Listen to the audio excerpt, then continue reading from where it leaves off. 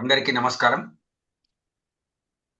సంచిక స్వాధ్యాయ నిర్వహిస్తున్న ఈ ప్రత్యేకమైన అంతర్జాల సమావేశానికి వచ్చిన అందరికీ పునఃస్వాగతం. ఇటీవలకి ఒక వారం క్రితం సంచిక మ్యాగజైన్‌లో కస్తూరి మురళీకృష్ణ గారు నిన్ను విడుదల చేస్తాం రామయ్య అని ఒక కథ రాశారు. సాధారణంగా కథ చదవటము, దాని మీద అభిప్రాయాలు చెప్పడము వేరు. కానీ ఈ కథ ప్రత్యేకంగా రాష్ట్రంలో విస్తృతమైన చర్చకు దారితీసింది.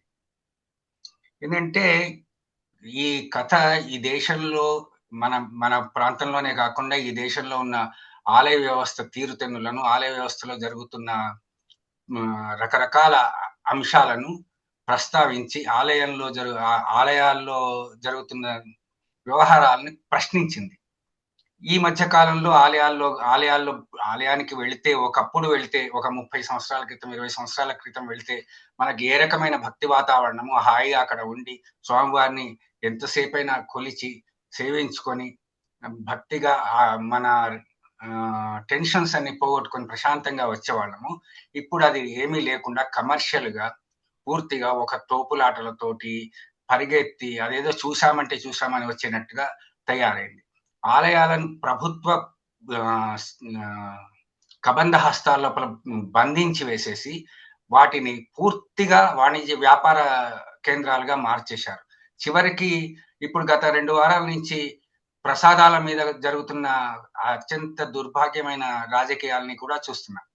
ఈ నేపథ్యంలో ఈ నిన్ను విడుదల చేస్తాం రామయ్య అనే కథ రావటం అత్యంత అవసరమైంది. దీని మీద చర్చించాల్సిన అవసరం, దీని మీద తరువాత ఈ ఆలయాల నుంచి ప్రభుత్వం నుంచి ఆలయాలను విముక్తం చేసుకోవాల్సిన అవసరాన్ని గురించి ఈ కథ స్పష్టంగా చెప్తుంది. దీని మీద చర్చించేందుకు ముందు ఈ కథ రాసిన రచయిత శ్రీ కస్తూరి మురళీకృష్ణ గారిని మాట్లాడాలని కోరుతున్నాను. కథ నేను రాశాను, అందరూ చదివారు. చదివిన తర్వాత మనకు వచ్చిన స్పందన, అభిప్రాయాలు బట్టి ఈ కథని ఇంకా విస్తృతంగా పాఠకుల దగ్గరికి, ప్రజల మధ్యకి తీసుకువెళ్ళాలనే ఒక ఆలోచన వచ్చింది. అది అవసరమైన విషయం అనిపిస్తుంది. కాబట్టి ఇప్పుడు హాలే కళ్యాణ్ గారు, సుశీలమ్మ గారు, గోనుగుంట మురళీకృష్ణ, సోమశంకరు, సో వాళ్ళ అభిప్రాయాలన్నీ విన్న తర్వాత మనము ఇంకా ఏమన్నా చర్చ ఉంటే చేయొచ్చన్న అనిపిస్తుంది. ఎందుకంటే కథ అందరి ముందు ఉంది. కానీ ముందు మీ కథ రాయడానికి వెనుక ఉన్న ఒక నేపథ్యం చెప్పితే ఆ తర్వాత మిగతా వాళ్ళు నేపథ్యం అంటే కథ చూస్తేనే అందరికీ నేపథ్యం తెలిసిపోతుంది. ప్రతి ఒక్కరూ దాన్ని అనుభవించిన వాళ్ళే. దానికి మనకు వచ్చిన స్పందన ప్రకారము ప్రతి ఒక్కళ్ళు ఇదే వ్యక్తపరుస్తున్నారు. ఏమని గుడికి వెళ్తే గుడిలో అసలు మనం రిలాక్సేషన్ కోసమో దైవభక్తితో వెళ్తే అక్కడ టెన్షన్లు, దోపిడీలు, చిరాకులు, దీంతో గుడికి వెళ్ళిన ఒక ఆనందమే ఉండట్లేదని, లేకపోతే మనం అలా క్యూలో నుంచుంటాము, విఐపీలు వచ్చి గంటల తరబడి దర్శనాలు చేసుకుని వెళ్ళిపోతూ ఉంటారు. సో మనకి రోజుల తరబడి ఇప్పుడు తిరుపతిలో ఒక్కోసారి 30 గంటలు, 24 గంటలు క్యూ అని వేస్తూ ఉంటారు. సో ఇలాంటి పరిస్థితి అనుభవించిన వాళ్ళు చాలామంది ఉన్నారు. అందరూ చెప్తూనే ఉన్నారు. సో కథ నేపథ్యము గుడిలో అనుభవాలు. అండ్ ఇంకొక విషయం ఏంటంటే, నేను దాదాపుగా 30 ఏళ్ళ తర్వాత శ్రీశైలం, అసలు కథ ఏంటంటే శ్రీశైలం వెళ్ళాను 96 తర్వాత 2025లో వెళ్ళాను నేను. సో శ్రీశైలం అంతకుముందు వెళ్ళినప్పుడు ఉన్న అనుభవం అక్కడ నేను, మా ఆవిడ పద్మ, గోడ శ్రీశైలం చుట్టూ ప్రహరీ గోడలాగా ఉంటుంది. దాని మీద కూడా బోల్డన్ చిత్రకళ చిత్రితమైంది. పురాణ కథలు, శివాజీ కథలు, ఇలా చాలా ఉన్నాయన్నమాట. సో అవన్నీ ఒక్కొక్కటి తీసుకుంటూ దాని గురించి చర్చించుకుంటూ ఫోటోలు తీసుకుని ఒక అద్భుతమైన సమయం గడిపామన్నమాట. అంటే గుడిని చూడటం అనేది, దేవుడిని చూడటం అనేది ఒక సాకు మాత్రమే. అసలు చుట్టుపక్కల ఉన్నవన్నీ చూడటము, ఆ ప్రకృతితో మనం మమేకమవటము, ఆ శిల్పకళలో ఆనందించటము, ఇలాంటివి రకరకాలు ఉన్నాయి. గుడి అనేది దేవుణ్ణి చూడటం అనేది ఒకటే. పైగా దర్శనం అని మనం అంటాము. సో దర్శనం అంటే ఇప్పుడు చూడటం అనే అర్థంలో వాడుతున్నాము. అందుకే కథలో ఒక చోట నాకు బాగా దర్శనమైంది, నీకు బాగా దర్శనమైందా అని అడుగుతాడు. దర్శనం అనేది మామూలు చూడటం కాదు, దాని వెనకాల చాలా ఫిలాసఫికల్ మీనింగ్ ఉంది. ఇలాంటి ఆలోచనలు కల్పింపజేస్తూ మనం గుడికి వెళ్ళటం అనేది ఏదో తిరుపతి వెళ్తున్నాం అనగా నెల రోజులు బుక్ చేసుకోవటము, వెళ్ళటము, క్యూ, ప్రసాదం కోసం క్యూ, చుట్టుపక్కల క్యూ, కపిల్ తీర్థము, ఇలా తిరిగేసి ఏదో మొక్కుబడిగా రావటం కాదు. There is deeper meaning in గుడికి వెళ్ళటం అనే దాని మీద చాలా లోతైన ఆలోచన ఉంది. ప్రస్తుతం సమాజాన్ని, తరాలని ఈ ఆలోచనకి మనం దూరం చేస్తూ దర్శనం అంటే చూడటము, దేవుడు గుడిలో గర్భగుడిలో చూస్తే మన పని అయిపోయింది అనేటువంటి ఒక ఆలోచన స్థిరపడుతున్న టైంలో అసలు దర్శనం అంటే ఏంటి చెప్పాలి, గుడికి వెళ్ళటం అంటే దాని పరమార్థం ఏంటి చెప్పాలి, గుడి ప్రాధాన్యం చెప్పాలి అనే ఉద్దేశంతో శ్రీశైలము ఇంకా అనేక ఇతర గుళ్ళు బ్యాక్డ్రాప్ తీసుకుని రాశాను. ఇది కేవలం శ్రీశైలం ఒకటే కాదు. కానీ నాకేమనిపించిందంటే మనల్ని మన గుడులకు దూరం చేస్తున్నారు, మన దేవుడికి దూరం చేస్తున్నారు, మన సంస్కృతి సాంప్రదాయాలకు దూరం చేస్తున్నారు, మన తత్వానికి దూరం చేస్తున్నారు. చివరికి దైవ భావన కూడా. ఇప్పుడు తిరుపతికి వెళ్ళబుద్ధి కాదు నాకు. ఇప్పుడు శ్రీశైలం చుట్టుపక్కల కూడా పోను. ఎందుకంటే ముందు బుక్ చేసుకుని నాకు అన్నీ హఠాత్తుగా మూడొస్తే వెళ్ళిపోవడం అలవాటు. ఇప్పుడు అలా వెళ్ళలేము ఏ గుడికి కూడా. సో అలాంటప్పుడు గుడికి వెళ్ళటం ఎందుకు? When I don't find piece, when I don't find అక్కడికి వెళ్ళటం వల్ల నాకు ఎటువంటి ప్లెజర్ లేనప్పుడు గుడికి ఎందుకు వెళ్తాం? సో మనం గుడికే కాదు, మన సంస్కృతికి, ధర్మానికి, దైవానికి చివరికి మనకు మనమే దూరం అవుతున్నాం అని చెప్పాలన్న ఉద్దేశంతో ఈ కథ రాశాను. ఈ కథ పైన మొదట సుదీర్ఘమైన స్పందన వినిపించిన వారు సుశీలమ్మ గారు. సుశీలమ్మ గారు, మీ అభిప్రాయం చెప్పండి. ఇప్పుడున్న పరిస్థితి ఏమిటి, ఈ కథ నేపథ్యం ఏంటి? అందరికీ నమస్కారం అండి. కస్తూరి మురళీకృష్ణ గారు సామాన్యంగా ఏ కథ రాసినా కూడా దాని వెనక ఒక మార్మికమైనటువంటి సందేశాన్ని అందిస్తారు. అట్లాగే ఈ కథలో నిన్ను విడుదల చేస్తాం రామయ్య అనేటువంటి కథలో అక్కడ రామయ్య అంటే భగవంతుడు. అది శ్రీశైలం కావచ్చు, తిరుమల కావచ్చు, ఏదైనా కావచ్చు. ఇక్కడ ఆయన ఆవేదన ఎంత వివరణాత్మకంగా చెప్పారంటే కేవలం దర్శనంలో ఉండేటువంటి కష్టాలేనా అనేది మాత్రం కాదు. నా అభిప్రాయంలో చాలా మంది అవునండి చాలా కష్టాలు ఉన్నాయండి, దర్శనం అంత సులభంగా కావటం లేదండి, చాలా కష్టపడి వెళ్తున్నామండి అంటున్నారు. కానీ కేవలం పైకి కనబడేటువంటి కష్టము కాదు, అక్కడ రచయిత యొక్క అభిప్రాయాలు చాలా ఉన్నాయి. ఆ అభిప్రాయాలు అన్ని తీసుకుంటే ఇది ఒక పెద్ద గ్రంథం కూడా అవుతుంది. ఈ గ్రంథం ఏంటంటే ఆ గ్రంథాన్ని డెఫినెట్ గా దీన్ని ఒక మత గ్రంథం అని కూడా అనేటువంటి ప్రమాదం ఉంది. కానీ అందరూ ఆలోచింపదగినటువంటి విషయం ఏమిటంటే మనం దర్శనానికి వెళ్తున్నప్పుడు అక్కడ ఉండేటువంటిది ఆ ఆకారం, ఆ విగ్రహం, దాన్ని మనం మనసులోకి ఆవాహన చేసుకొని మన ఆత్మ తృప్తి పడాలి, మన ఆత్మ ఒక బ్రహ్మానందాన్ని పొందాలి. అటువంటి బ్రహ్మానందం పొందేటువంటి పరిస్థితులు ఈ రోజుల్లో లేవు. అది ముఖ్యంగా మనం గుర్తుపెట్టుకోవాలి. అయితే అటువంటి ఆనందం పొందలేకపోవటానికి కారణాలు ఏమిటి అని ఆలోచించి చూస్తే అదే సందర్భంగా ఇతర మతాలు, ఇక్కడ మతం అంటే నేనేమి వేరే భావంతో చెప్పట్లేదు, అభిమతం, ఇతర మతాల వాళ్ళు వెళ్ళేటువంటి దేవాలయాల్లో అక్కడ వాళ్ళందరూ ప్రశాంతంగా పిన్ డ్రాప్ సైలెన్స్ తోటి వాళ్ళు ప్రార్థన చేసుకొని వస్తున్నారు. అటువంటి వాతావరణం ఇక్కడ మన దగ్గర కనబట్లేదు. పైగా కథలో ఆయన చెప్తారు, కబుర్లు చెప్పుకుంటున్నారు, కొంతమంది పేకాడుకుంటున్నారు, అక్కడ అందరూ ఆడవాళ్ళందరూ మాట్లాడుకుంటూ ఉన్నారు.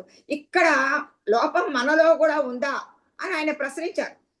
అదొక ప్రశ్నగా మనం తీసుకోవచ్చు.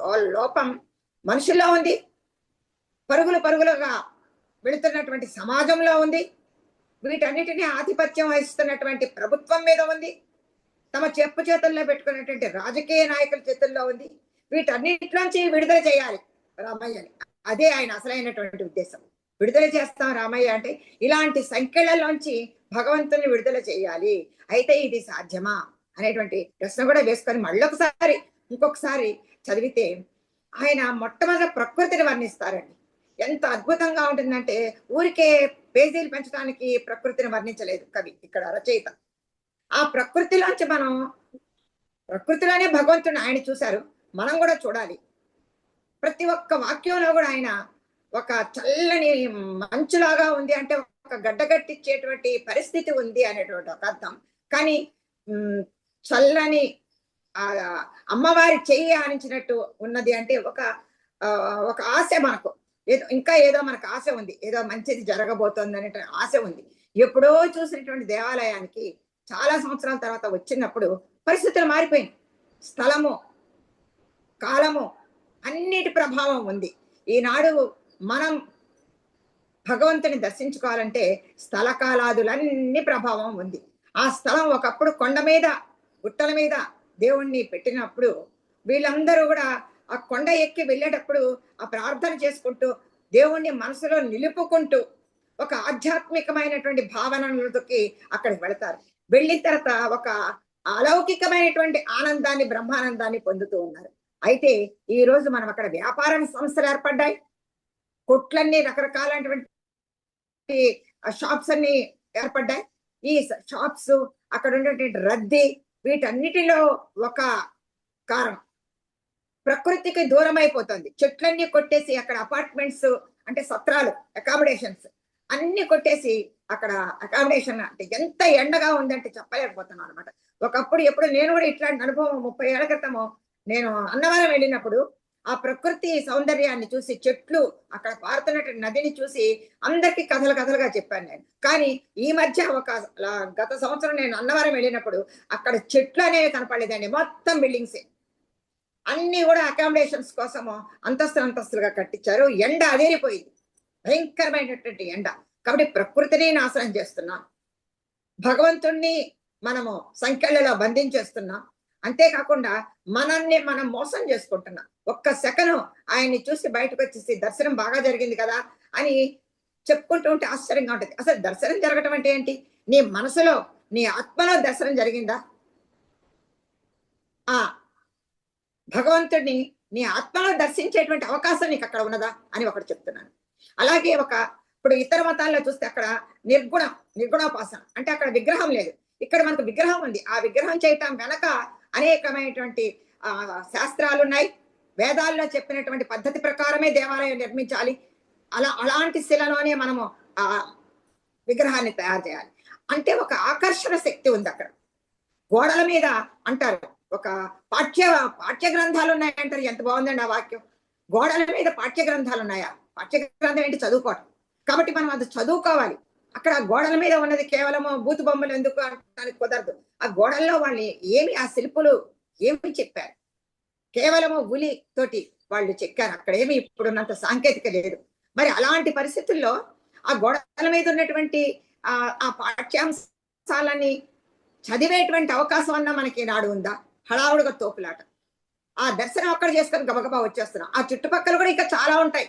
ప్రకృతి కావచ్చు, చిన్న చిన్న దేవాలయాలు కాబట్టి చాలా ఉంటాయి. కాబట్టి అవన్నీ కూడా మనం చూడలేదు. కాబట్టి కేవలము ఇది ప్రభుత్వము లేదా రాజకీయ నాయకులు అనే కాకుండా సమాజము, మనము బాధ్యత కూడా ఉన్నది అని నేను అనుకుంటూ ఉన్నాను.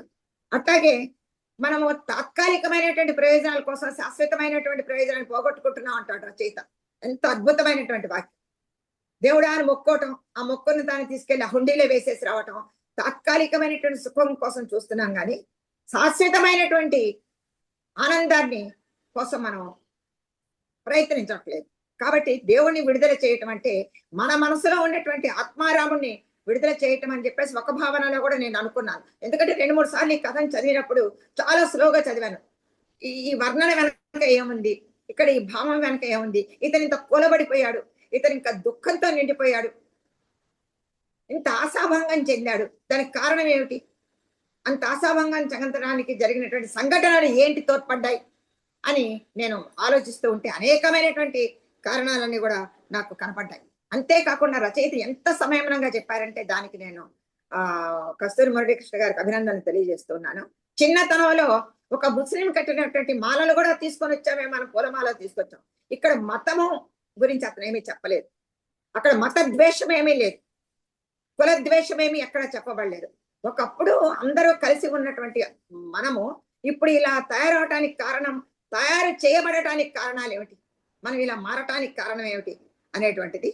అట్లాగే అనుభూతి ప్రధానమైనటువంటి ఆధ్యాత్మిక చింతన మనకు ఎందుకు కొరబడుతుంది? ఒక భగవంతుడు అనేటువంటి దైవ చింతన ఎందుకు కొరబడుతుంది? దానికి కారణం ఏమిటి అని కూడా ఆలోచించుకోవాలి. దానికి వివరంగా వర్ణించారు ఆయన. రకరకాలుగా మనుషులు మాట్లాడుకోవటం కానీ, తర్వాత తోపులాట, నేను నిద్రపోయి తర్వాత వస్తాను, ఆ తర్వాత టైం ఒక స్లాట్, ఆ స్లాట్ ప్రకారం వెళ్ళి దర్శించుకొని రావటం. అంటే మన ఇష్టం వచ్చినప్పుడు మనం వెళ్ళేటువంటి పరిస్థితి ఈనాడు లేదు.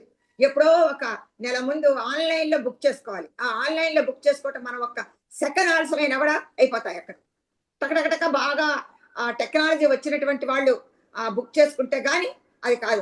నేను చాలా సార్లు ట్రై చేశాను కానీ నాకు రాలేదు. నేను స్లోగా చూసుకుంటూ టైప్ చేద్దాం అంటే కుదరదు. అంత ఫాస్ట్‌గా బుక్ చేసుకోవాలి. అంత ఫాస్ట్‌గా వెళ్ళాలి. అంత ఫాస్ట్‌గా క్యూలో నిల్చోవాలి. అంత ఫాస్ట్‌గా దైవ దర్శనం చేసుకోవాలి. అంత ఫాస్ట్‌గా పుణ్యం కూడా మనకొచ్చేయాలి. ఇదంతా ఫాస్ట్ అంటారు గానీ, ఒక నిదానమైనటువంటి పూర్వకాలంలో మన వాళ్ళు చెప్పినటువంటి అనుభూతి ప్రధానమైనటువంటిది మనకు కొరవడుతోంది. ధన్యవాదాలు. కళ్యాణ్ గారు, నిన్ను విడుదల చేస్తాం రామయ్య అనే ఆ కథకి శీర్షికతోనే క్విట్ టెంపుల్స్ అనే ఒక మూవ్‌మెంట్‌ని గుర్తు చేస్తున్నట్టుగా కనిపిస్తుంది. ఇప్పుడున్న పరిస్థితులు, ఇప్పుడు జరుగుతున్న ఈ ఫ్రీ టెంపుల్స్ అంటున్నారు కదా. ఫ్రీ టెంపుల్స్ లేదా క్విట్ టెంపుల్స్ గవర్నమెంట్ నుంచి బయటికి అది రావడం అవునండి. అనే మూవ్‌మెంట్‌ని అది సంకేతార్థంగా ఈ టైటిల్ పెట్టినట్టుగా కనిపిస్తుంది. మిగతా లోపల ఉన్న కథనం అంతా కూడా చివరికి అక్కడికే తీసుకొచ్చినట్టు అనిపిస్తుంది. దీని గురించి మీరేమంటారు? తప్పకుండా అండి. ముందుగా అసలు నాకు తెలిసి అంటే ఒక విషయము మురళీకృష్ణ గారి కథ టైటిల్ అది పంపించినప్పుడు నేను ఇక కథ దీని గురించి అని అనుకోలేదు. అంతా చదివాక అనిపించింది అసలు ఈ విషయం మీద నాకు తెలిసి అంటే నేను తెలుగు సాహిత్యము కంటెంపరరీ తెలుగు సాహిత్యం చదివేది కొంచెం తక్కువే. ఉన్నంతలో నేను చదివిన దాంట్లో కూడా ఇటు ఈ విషయం మీద నాకు తెలిసి మొట్టమొదటి కథ బహుశా ఇదే అయ్యుండొచ్చు. ఎవరు రాయలేదనుకుంట ఇటువంటి విషయాల మీద ఇటువంటి కథ ఇప్పటికి. అది మీరన్నట్టు అదొకటి ఒక ఫ్రీ టెంపుల్స్ అన్నది గత బహుశా 2 దశాబ్దాలుగా జరుగుతూనే ఉన్నాయి ఈ చర్చలు. దీని గురించి చాలా చర్చలు జరుగుతుంటాయి. కొన్ని చోట్ల ఇట్లా ప్రొటెస్ట్‌లు అవి అన్నీ కూడా జరుగుతూ ఉంటాయి. ఇప్పుడు నాకనిపించింది ప్రధానంగా ఏంటంటే ఈ ఫ్రీ టెంపుల్స్ విషయం కంటే కూడా పెద్ద పెద్ద మార్పులు చాలా జరిగిపోయాయి సమాజంలో. దాని గురించి కథలు కూడా రాశారు గదా! అంటే ఈ కమర్షియలైజేషన్ అన్నది, వ్యాపార ధోరణి పెరిగిపోవడము, ఆహ్, ప ఈ మార్పులన్నీ ఇవి మీరు కొన్ని టెంపుల్స్ ఏవైతే ఫ్రీ టెంపుల్స్ అంటే ప్రభుత్వం చేతిలో లేని టెంపుల్స్‌లో గూడా ఈ ధోరణులు కనిపిస్తాయి మనకి. అంటే ఇది కేవలము మీరు ప్రభుత్వం చేతిలోంచి తీసేసి వేరే ప్రైవేట్ భాగస్వాములకు ఇచ్చినా గూడా అది అంత తొందరగా పోతుంది అని అనుకోవట్లేదు. నాకు తెలిసి దీనికి అంటే కారణాలు కొంచెం వేరే గూడా ఉన్నాయని అనిపిస్తుంది. అసలు ఇప్పుడు మీరు తిరుమల ఇటువంటి ప్రదేశాలు తీసుకున్నారనుకోండి. మన ముందు తరాల వాళ్ళు తమ జీవిత కాలంలో ఎన్ని సార్లు ఎళ్ళేవాళ్ళు ఇటువంటి గుళ్ళకి అన్నది కూడా చూసారంటే కాశీకి బహుశా మా అంటే ఒకసారి ఎళ్ళేవాళ్ళేమో, 2 సార్లు ఎళ్ళేవాళ్ళేమో. తిరుమలకి మేబీ ఓ 10 సార్లు ఎళ్ళేవాళ్ళేమో వాళ్ళ జీవితకాలం మొత్తము కలిపి. ఇప్పుడు ఈ రవాణాకి ప్రచార సాధనాలు, రవాణా సాధనాలు ఇవన్నీ బాగా పెరిగిపోయినందుకు కొంచెం ఈ టూరిజం అనేది పెరిగిపోయింది గుళ్ళ విషయంలో. నాకు తెలిసి ఈ భక్తుల తాకిడి పెరిగిపోయింది గుళ్ళకి. అది మీరు ప్రభుత్వం చేతిలో ఉన్న ప్రైవేట్ పరమైన గుళ్ళో ఉన్నా కూడా ఒక పాయింట్ తర్వాత ఐ థింక్ ఈ భక్తుల తాకిడిని ఎట్లా కంట్రోల్ చేయాలి అనే విషయం దగ్గరకొచ్చి ఆగిపోతుందది. అందరూ ఎందుకు ఈ పెద్ద పెద్ద క్షేత్రాల్లోకి, ఈ గుళ్ళకే ఎళ్ళాల్సొస్తుంది? మీ ఇంటి దగ్గర ఉన్న గుళ్ళల్లోకి ఎందుకు ఎళ్ళలేకపోతున్నారు? ఊర్లల్లో ఉండే గుళ్ళు ఎందుకు అంత ఆ స్థాయిలో లేవు? ఈ ప్రశ్నలన్నీ కూడా వస్తాయనుకుంటా బహుశా. అంటే గుడి అన్నది కేవలము ఇట్లా కొంచెం ఒక టూరిస్ట్ దీనిలాగా ఒక దర్శనంలాగా అయిపోయింది. ఏదో సినిమాకెళ్ళినట్టు గుడికి కూడా ఎళ్తున్నట్టు. అలా టికెట్లు పెట్టుకొని ఈ ప్యాటర్న్స్ అన్నీ కొంచెం మొదలయ్యాయి. నిజానికి మీరు అంత దూరం ఎందుకు వెళ్ళాలి? మీ ఇంటి దగ్గర మీ కాలనీలో ఉండే గుళ్ళు ఇవన్నీ ఎందుకు ఆ స్థాయిలో ఉండట్లేదు? వాటిలో ఈ భక్తి లేకపోవడం ఇవన్నీ ఆ గుళ్ళకి కూడా అప్లై అవుతాయి గదా! మీరు గుడి అన్నది కేవలం దర్శనానికే ఎందుకు లిమిట్ అయిపోయింది? అక్కడ ప్రవచనాలు జరగొచ్చు, లలిత కళలు ఇవన్నీ కూడా జరగొచ్చు. కథా కాలక్షేపాలు జరగొచ్చు. వేదం చదువుకునే వాళ్ళుండొచ్చు. ఇవన్నీ కూడా అంటే గుడి అన్నది కేవలం జస్ట్ వెళ్ళడం, ఒక 5 నిమిషాలు దర్శనం చేసుకోవడం, రావడం అన్నది కాకుండా దానికి దేవాలయం అన్న దానికి చాలా పెద్ద రోల్ ఉంది మన సమాజంలో. అవి జరగకపోవడం వల్ల కూడా నాకు అదొక రకంగా అంటే ఇది కొంచెము ఆహ్, క్రైస్తవీకరణ ఈ టైప్‌లోనే అయిపోతుంది. అంటే ఇప్పుడు క్రిస్టియానిటీలో చూసారంటే మీరు వాళ్ళు వారంలో 5, 6 రోజులు ఏదో ఒకటి చేస్తారు గానీ, ఆ సండే రోజు చర్చ్‌కెళ్లి దర్శనం చేసుకొని కాసేపు కూర్చొనొచ్చారు అంటే వాళ్ళు మతాన్ని ఫాలో అవుతున్నట్టు. మనది వేరే రకమైనటువంటి ధర్మం అయినా గూడా మనం గూడా ఇంచుమించు అలా ఎళ్ళిపోతున్నాం. అంటే మీరు చేసేవంతా ఏదో చేస్తూ ఉంటారు 6 రోజులు. మీకేమి అంటే నిత్య కర్మలు, అనుష్ఠానాలు, రోజు చేసే పూజలు ఇవన్నీ ఏమి ఉండవు. గుడికి మాత్రం వెళ్తూ ఉండాలి. సో, ఈ గుడికి వెళ్ళడం అన్నది సడెన్‌గా ఒక మార్కర్ లాగా అయిపోయింది మనకి. ఆ మార్పు వల్ల నాకు తెలిసి ఇట్లా అయిపోయాయి మన గుళ్ళు గూడా. అంటే ఇంతింతమంది అసలు అవే ఆలయాలకు మళ్ళీ మళ్ళీ వెళ్తూ ఉండడం అనేది, అది ఈ మధ్య కాలంలో వచ్చిన మార్పు అనిపిస్తుంది నాకు. గత 40, 50 ఏళ్లలో ముఖ్యంగా 90ల తర్వాత ఈ లిబరలైజేషన్ తర్వాత బాగా డబ్బులు, ట్రావెల్ ఇదంతా బాగా పెరిగిపోయాక, ఈ రిలీజియస్ టూరిజం అన్న దాని వల్ల వచ్చిన మార్పుల వల్ల దాన్ని క్యాష్ చేసుకోవడానికి గవర్నమెంట్స్ ఇలా తయారయ్యాయి. అంటే ఏదన్నా గుడి ఒక మాదిరిగా పాపులర్ అవుతుంది అనగానే ప్రభుత్వం వాళ్ళు వచ్చి దాన్ని తీసేసుకుంటారు. తీసేసుకొని అప్పుడు ఈ జైళ్ళు పెట్టే వ్యవస్థ మురళీకృష్ణ గారు రాశారు కదా, బోన్లలో పెట్టి క్యూ కాంప్లెక్స్లు, ఇదంతా ఇప్పుడు గుడి అభివృద్ధి చెందడము అంటే క్యూ కాంప్లెక్స్ వచ్చేస్తుంది. దాంట్లో అంతా కూర్చొని ఫస్ట్ ఒక ప్లేస్ లో కూర్చొని తర్వాత మళ్ళీ ఇంకో ప్లేస్కి వెళ్ళి ఈ మోడల్ వచ్చేస్తుంది అనమాట. నేను నా ఫ్రెండ్ ఒక అబ్బాయి తిరువണ്ണామలలో ఉంటాడు. అంటే ఆ అబ్బాయి అక్కడ సమాజ సేవ ఏదో చేస్తుంటారు, వాళ్ళకి ఏదో ఒక కోఆపరేటివ్ ఎస్టాబ్లిష్మెంట్ లాగా ఉంది. సో అతనిని కలవడానికి అక్కడ ఏదో సదస్సు లాగా ఉంటే అక్కడికి వెళ్ళాను అనమాట. అక్కడ తిరువണ്ണామలై గుడికి నేను ఇప్పటిదాకా దర్శనం చేసుకున్నది లేదు. సో అదే ఫస్ట్ టైం నాకు వెళ్ళడం. అక్కడ వెళ్తే ఇదే వెళ్ళగానే ఇది కనిపించింది, క్యూ కాంప్లెక్స్ కనిపించగానే నా మిత్రుడు నాతో అన్నాడు అనమాట, అసలు మనుషుల్ని ఇట్లా జంతువుల్లాగా ఈ బోన్లలో ఇట్లా పెట్టే ఇది రావడం అన్నది ప్రతి గుడిలో ఇప్పుడు ఇలానే అయిపోయింది అని చెప్పేసి. అది మరి బహుశా ఈ కథలో కూడా అదే ఉంది. అవును, అదే ఈ మార్పు అన్నది నాకు తెలిసి బహుశా అంటే ఒక కోణము ఖచ్చితంగా ప్రభుత్వాలు వీటిని అంటే క్యాష్ కౌస్ అని అంటారు కదా, వాటి డబ్బుల కోసము ట్యాక్సుల కోసం ఇది ఒక సాధనంగా చూడడము అదొకటైతే, అసలు ఈ పెద్ద పెద్ద గుళ్ళకంతా ఇంత భక్తుల తాకిడి పెరిగిపోవడము అన్న దాని మీద కూడా కొంచెం ఆలోచించాలన్నమాట. అంటే ఎందుకు ఇంత పెరిగిపోయింది అన్నది, అది కూడా నాకు చాలా పెద్ద మార్పు అనిపిస్తుంది. సో మీరు మొన్న ఇప్పుడు అయోధ్య రామ మందిరము ఇదంతా జరిగినప్పుడు కూడా కంచి శంకరాచార్యులు యాక్చువల్ గా ఒక సజెషన్ ఇచ్చారు వాళ్ళకి, గుడి వాళ్ళకి. అంటే ఇది మీరు కేవలము భక్తులు రావడము ఈ క్యూ కాంప్లెక్స్లు వీటి మీద మాత్రమే దృష్టి పెట్టకుండా గుడి అన్నది ఒక ధార్మికమైనటువంటి అదొక పెద్ద సెంటర్ లాగా అవ్వాలి. సో మీరు కళలు వేదాలు రకరకాల సాంప్రదాయాలు వీటన్నిటి గురించి కూడా పోషించేటటువంటి వ్యవస్థ జరగాలి, ఇట్లా అంతా కూడా అన్నారు అనమాట. అవి ఏమీ జరగకుండా మనకి గుడి అన్నది కేవలం ఈ దర్శనము అన్న మోడల్లోకి వెళ్ళిపోవడం వల్ల కూడా ఐ థింక్ ఇది కొంచెం అవుతోంది. దీనికి మరి మార్పు జరగాలి అన్నా కూడా మీరు ఈ ఆధ్యాత్మిక భావన భక్తి ఇవంతా లేకపోవడం వాటన్నిటి గురించి కూడా రాశారు మురళీకృష్ణ గారు ఆ కథలో. సుశీలమ్మ గారు కూడా చెప్పారు ఇప్పుడు అదే విషయము. ఇవంతా కూడా ఎందుకంటే అది అంటే అది కొంచెం సమాజంలో జరుగుతున్న మార్పులు కూడా అనుకుంటా. గత 30-40 ఏళ్లుగా ఈ మార్పులు కూడా బాగా జరిగిపోతున్నాయి. ఇవి బహుశా ఇవంతా కొంచెం చేంజ్ వస్తే అప్పుడు ఈ భక్తుల తాకిడి అనేది కూడా తగ్గిపోతుంది అనుకుంటా. ఒక రకంగా చూసారంటే మీరు ఇప్పుడు మీకు ఇంట్లోనే మీరు ఏమన్నా అనుష్ఠానాలు ఉపాసనలు చేసుకుంటూ ఉండొచ్చు, లేకపోతే మీ ఇంటి దగ్గర గుడిలో మీరు ఏదో కార్యక్రమాలు నడిపిస్తూ ఉండొచ్చు. ఇటువంటివంతా కూడా మీకు అంటే అది కొంచెం రకరకాలుగా ఛానలైజ్ అయిపోతే అందరూ తిరుపతి గుడికి వెళ్లాల్సిందే నెలకోసారి 2 నెలలకోసారి, ఇవంతా కూడా కొంచెం తగ్గుతాయి అనుకుంటా. బహుశా ఇది ఈ భక్తుల తాకిడి తగ్గితేనే కొంచెం వీటిలో మార్పులు కూడా వస్తాయి. ఇవి తాకిడి తగ్గేంత వరకు నాకు తెలిసి పెద్దగా మార్పు వచ్చే అవకాశం లేదు. అంటే ఇవన్నీ ఇంక వర్క్ అరౌండ్స్ వచ్చేస్తాయి. మీరు విఐపి క్యూ అంటే నాకు పలానా మినిస్టర్ తెలుసు, నాకు పలానా వీళ్ళు తెలుసు, ఈ రికమెండేషన్ల ద్వారా దర్శనాలు చేసుకోవడము ఇవంతా వస్తూనే ఉంటాయి అనమాట. లేదు అంటే నాకు తెలిసి ఇంకొక రకంగా ఆలోచిస్తే ఇంకొక మార్పు లాగా ఆలోచించినా కూడా ఇప్పుడు కొన్ని చోట్ల హిల్ స్టేషన్స్ లో అక్కడ కూడా ఇవి చేస్తున్నారు వాళ్ళు. అంటే మీరు హిల్ స్టేషన్ ఇప్పుడు ఈ గుడి విషయంలో మురళీకృష్ణ గారు చెప్పిన సమస్యలు మీకు సెక్యులర్ దీంట్లో చూసుకున్నారంటే హిల్ స్టేషన్స్ లో కూడా వచ్చేస్తుంది సమస్య. మీరు ఏ హిల్ స్టేషన్ కన్నా వెళ్ళండి, ముఖ్యంగా ఇప్పుడు ఈ ఊటీ కొడైకెనాల్ అటువంటి వాటికి వెళ్ళండి, లేకపోతే ఉత్తరాదిని వెళ్ళండి, అక్కడన్నా ట్రాఫిక్ జామ్లే. కిలోమీటర్లు కార్లతో క్యూలతో జామ్లు అయిపోతున్నాయి అనమాట.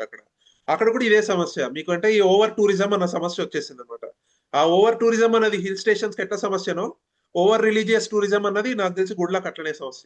ఇది ఎందుకు ఇంతమంది గుళ్ళకి ఇన్నిసార్లు వెళ్ళాల్సి వస్తుంది అన్నది కూడా అది కూడా మనం ప్రశ్నించుకోవాల్సిన అవసరం ఉందన్నమాట.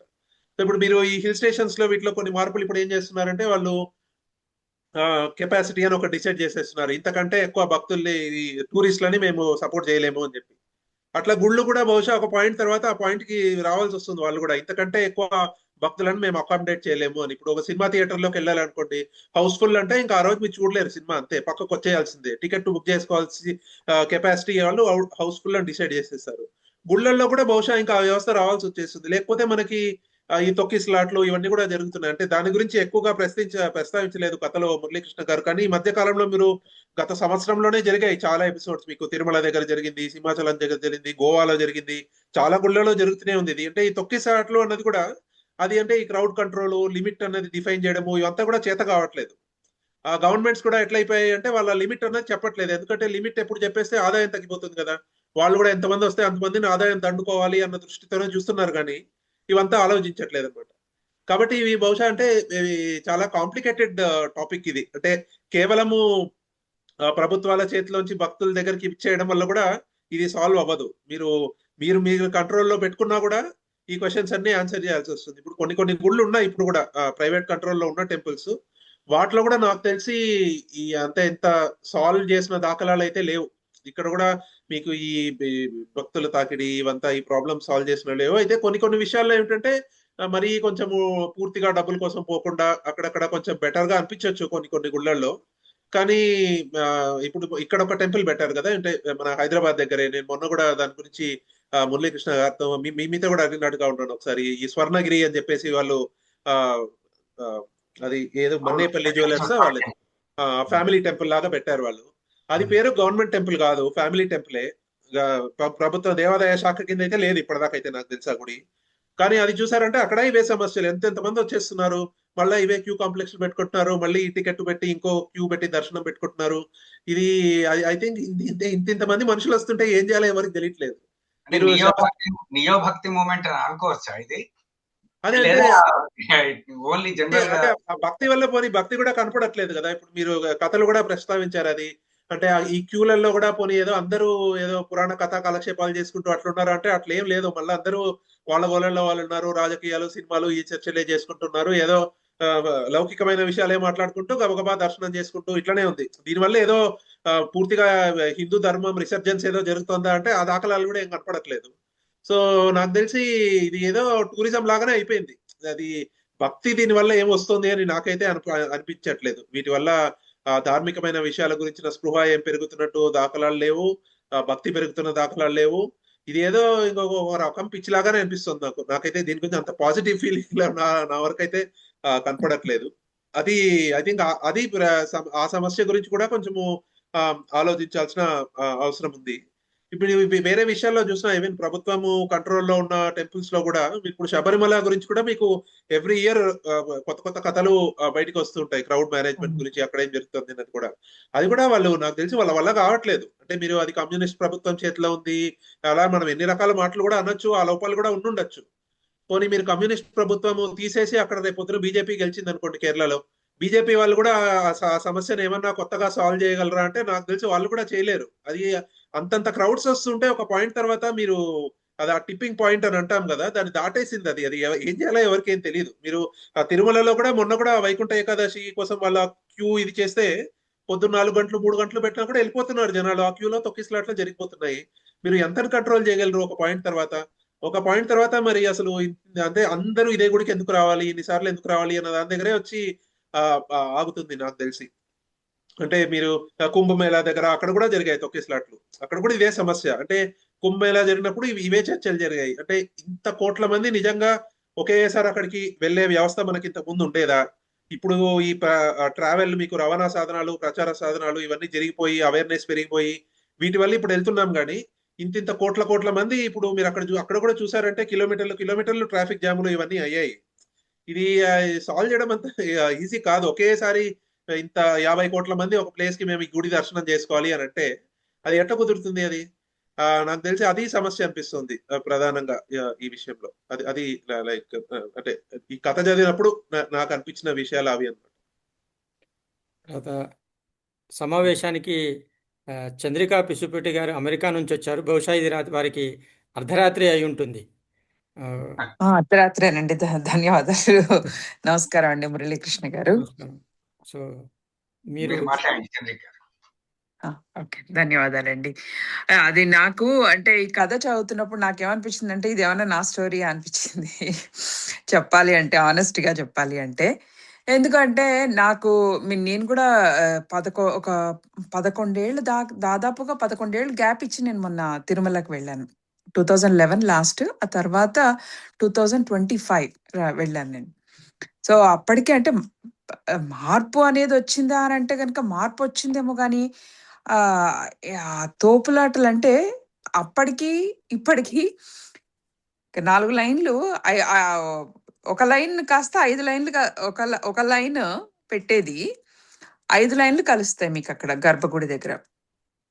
అది ఆ తోపులాట చాలా ఎక్కువైపోయిందని అనిపించింది నాకైతే. ఇంకోటి ఏంటంటే కనుక ఇప్పుడు మేము ఇక్కడ అమెరికాలో ఉంటున్నాం కదా, మా పిల్లలకు కూడా చెప్పేటప్పుడు అక్కడ ఆ గుడి ప్రయారిటీ, ఇంపార్టెన్స్, సిగ్నిఫికెన్స్, ఇంత మన మేమేమో అక్కడ ఇంత లెక్చర్లు ఇచ్చి వాళ్ళకి ఇంత తీసుకెళ్ళి వాళ్ళు అక్కడ వాళ్ళు ఏదో ఊహించుకోవడం. వాళ్ళు అక్కడికి వెళ్తే కనుక ఆ డిసిప్లిన్డ్ వే ఆఫ్ అది అంటే వాళ్ళ లైఫ్ స్టైల్‌కి నేనంటే లైఫ్ స్టైల్‌కి వాళ్ళకి అర్థం కాలేదు. వాళ్ళు ఊహించుకున్నది ఒకటి, వాళ్ళకి అక్కడ కనిపించింది ఒకటి. ఇప్పుడు మీరెలా అంటే ఇప్పుడు ఆ పాత్ర ఎలాగా పదకు త గు గు దాదాపుగా కొన్నేళ్ల తర్వాత వెళ్తాడు. వెళ్ళినప్పుడు గుడికి కనిపించేదంతా భిన్నంగా కనిపిస్తుంది గదా! అలాగా మా పిల్లలకి నేను అదే కనిపించుంటుందని అనుకున్నాను నేను. ఎందుకంటే నేను చెప్పడం ఒక విధంగా చెప్పాను. వాళ్ళకక్కడ కనిపించింది ఒక విధంగా కనిపించింది. అల్మేల్ మంగాపురంలో కూడా అదే జరిగింది వాళ్ళకి. తర్వాత ఇంకోటేమైందంటే నాకు గుడిమల్లం అని అదొక గుడిలో గూడా వెళ్ళాను. వెళ్ళినప్పుడు అక్కడ అర్చన చేస్తున్నారు స్వామికి. ఆహ్, బికాస్ ఆఫ్ లైక్ అంటే నా దగ్గర గూగుల్ పే లేకపోవడము, డబ్బులు కూడా క్యాష్ అంతగా పెట్టుకెళ్ళకపోవడంతోటి, ఆ అభిషేకానికి నేను కట్టలేకపోయాను. అది రూ. 1000, 2000 ఎంతో ఉండింది. అది కట్టలేకపోయాను. సరే దర్శనం అదేదో వాటెవర్ అది తీసుకొని అక్కడ నుంచున్నాను నేను. అభిషేకంకి అప్పటికి ఇంకా ఎవరు మనుషులు పెద్దగా రాలేదు.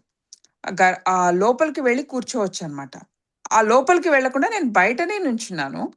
చూస్తున్నాను అభిషేకం. వాళ్ళొచ్చి చెప్పిందేంటంటే, "టికెట్ లేదు కాబట్టి మీరు అభిషేకం దగ్గర కూర్చోకూడదు" అని చెప్పారు. సో, అంటే చూడడానికి కూడా అలౌడ్ కాదన్నట్టుగా చెప్పారనమాట వాళ్ళు. సో, అప్పుడు నేను వెళ్లి అక్కడ ఉన్న ఈవోతో మళ్ళీ మాట్లాడాను. "మీరిలాగ దేవుడిని నాకు దూరం చేసేస్తే, నేనంత దూరం నుంచొచ్చాను. నిజమే నేను డబ్బులు కట్టలేదు. కానీ డబ్బులు కట్టలేనంత మాత్రాన నేను దేవుడిని కూడా చూడకూడదు, అభిషేకం కూడా చూడకూడదు అన్న ఇది మీరు పెడితే కనుక, రేపు ఇదే ఇంకొక మతం వాడొచ్చి మా దగ్గర దేవుడు బాగున్నాడు, మా దగ్గర ప్రార్థనలు చేస్తాము అనంటే గనుక, అప్పుడు నేను దానికి వెళ్ళిపోవచ్చు కదా!" ఇప్పుడు నేను వెళ్ళకపోవచ్చు. నాకంత బాగానే అర్థం అవ్వచ్చు. కానీ నా పిల్లల్లాంటి వాళ్ళు వెళ్లారంటే, "అమ్మ ఇదిక్కడ ఏముందిక్కడ? నువ్వంత చెప్తున్నావు గానీ వాళ్ళు చేసేదొకటి, వాళ్ళు డబ్బులు తీసేసుకోవడం ఇదైపోతుందని." అంటే దేవాలయాన్ని మీరు చెప్పినట్టు దేవాలయాన్ని మనిషికి సాటి ఒక భక్తుడికి దూరం చేస్తున్నారు అన్న ఫీలింగ్ మాత్రం నాకు మొన్న చాలా ఒక ఏడాదయింది నేనెళ్ళి. ఆ ఏడాది నాకలా అనిపించింది నాకలాగా. అంటే ఇదివరకు ఉన్నంత ఫ్రీగా లేకపోవడం బహుశా జనాల్లో కూడా అంటే భక్తి పెరిగి ఉండొచ్చు కాదని చెప్పట్లేదు. కానీ అది ఏమిటంటే గనుక చాలా ఉన్నాయండి. దానికేమన్నా మనం చేయాలనుకుంటే గనుక ఎన్నో సదుపాయాలు చెయ్యొచ్చు. టెక్నాలజీ పెరుగుతోంది కాబట్టి టెక్నాలజీతో పాటు దీన్ని కూడా పెంచుకోవచ్చు మనం. అదేం లేదు కదా! ఇప్పుడు రైల్వే టికెట్లు మనం ఏమి ఇచ్చుకోకుండా ఏం లేం కదా! రైల్వే టికెట్లకి టెక్నాలజీ పెట్టుకున్నాం. టెక్నాలజీ దాంతో పాటే వెళ్తున్నాం. కాబట్టి అది కూడా చెయ్యొచ్చు. కానీ వాళ్ళలా చేయకుండా ప్రతీదీ ఒక కమర్షియల్ ఇదిలో తీసుకొనొచ్చి రావటం అనేది ఎలా అనిపిస్తుంది అనంటే భగవంతుడికి భక్తుడు భగవంతుడి నుంచి దూరం చేయటమే అని మాత్రం నాకెందుకో చాలా అనిపించిందది. ఈ కథ కూడా అలాగా చదవగానే నాకెందుకో అది నా కథలాగా అనిపించిందనమాట. చాలా చిత్రీకరించారు. ఆ చివరికి మాత్రం నాకు చాలా నచ్చిన మాట ఏంటంటే నిజమే అది. ఆ ఆధ్యాత్మికత అని మనలో లేకపోతే కనుక, వాళ్ళు ఎన్ని సదుపాయాలు కలగజేసినా గూడాను, నేనిది చేసుకున్నాను, చెక్ మార్క్ పెట్టుకొనొచ్చేసాను అని చెప్పి అనుకుంటే కనుక, అది చాలా తప్పవుతుందది. ఆహ్, మనం అక్కడ చూసామా, భగవంతుడిని దర్శించామా, లేదా మనకి ఆహ్, అంటే ఆ భగవంతుడిని మనసులో పెట్టుకోవాలి మనం. దాన్ని చెయ్యకుండా అంటే సాటి మనిషొస్తే గనుక నేను ముందు చూసేసేయాలి. వాళ్ళకంటే నేను ముందు చూసేయాలి.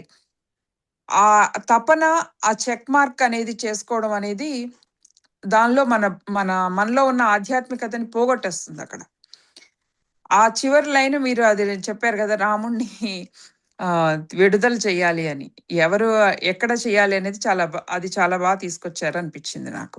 అది. ఇదండి నా అభిప్రాయం అయితే ఇదండి మురళీకృష్ణ గారు. థాంక్స్ అండి. బహు కృతజ్ఞతలు. ధన్యవాదాలు. సంతోష్. ధన్యవాదాలండి. అవకాశం ఇచ్చినందుకు నాకు అనేక ధన్యవాదాలు. ధన్యవాదాలండి. గోనుగుంట మురళీకృష్ణ గారు లైన్‌లో ఉన్నారా? ఉన్నాను. సార్ మీ అభిప్రాయం చెప్పండి. దేవాలయాల్లో ఇలా దర్శనం కోసం టికెట్లు పెట్టటము, క్యూ లైన్‌లో పంపించటము, ఒత్తిడి ఇదంతా ఎప్పటినుంచో ఉన్నది.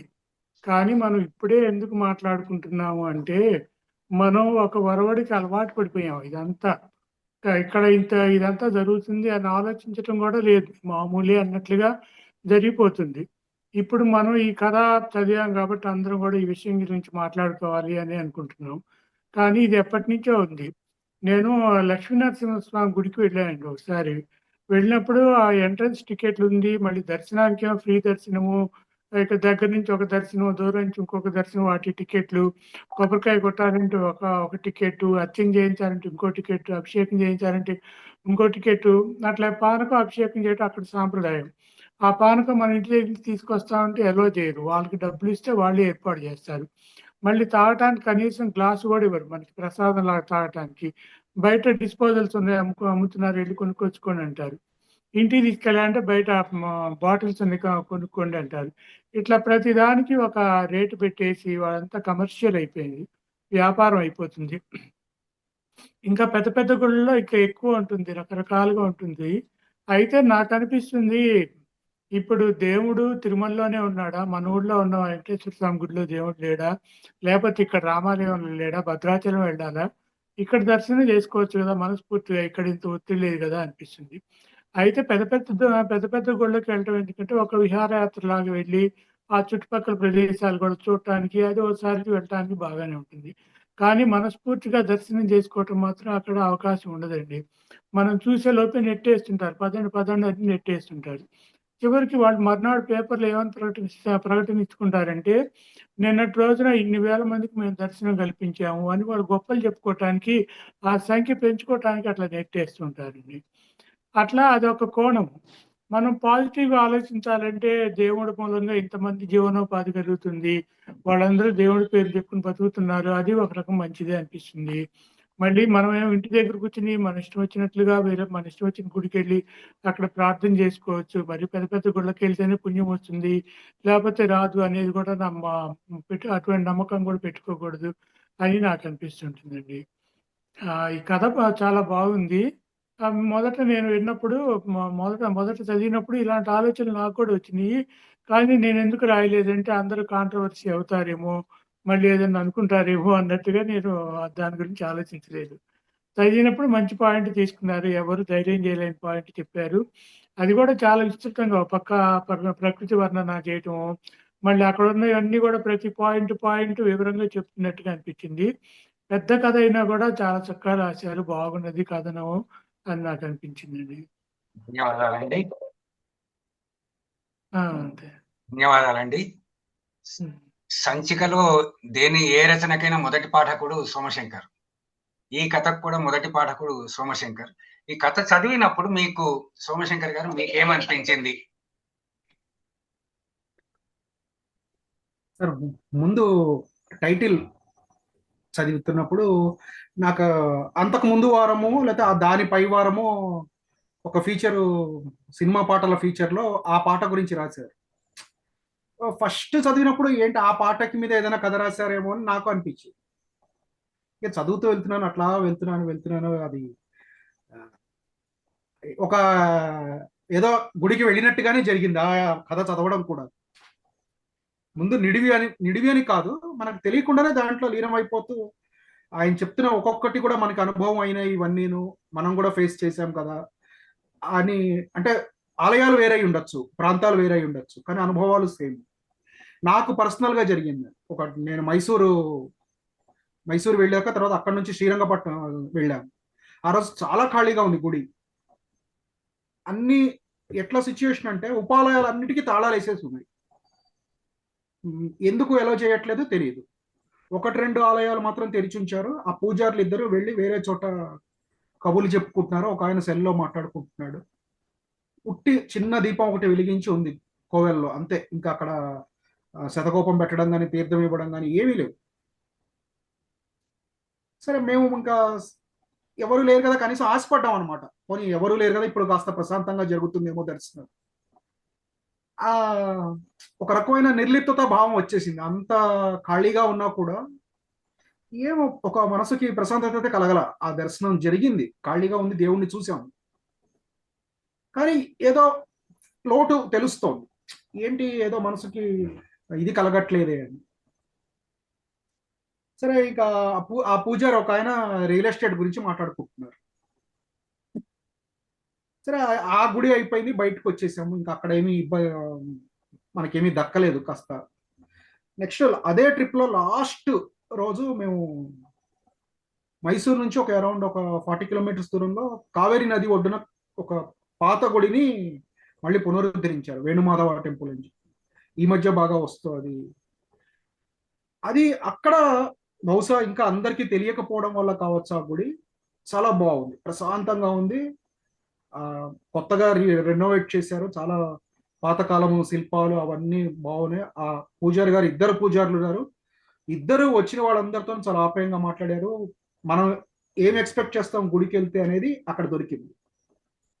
కానీ అక్కడ ఆ అనుభవం కావాలంటే ఎంత ప్రయత్నించాల్సి వచ్చింది.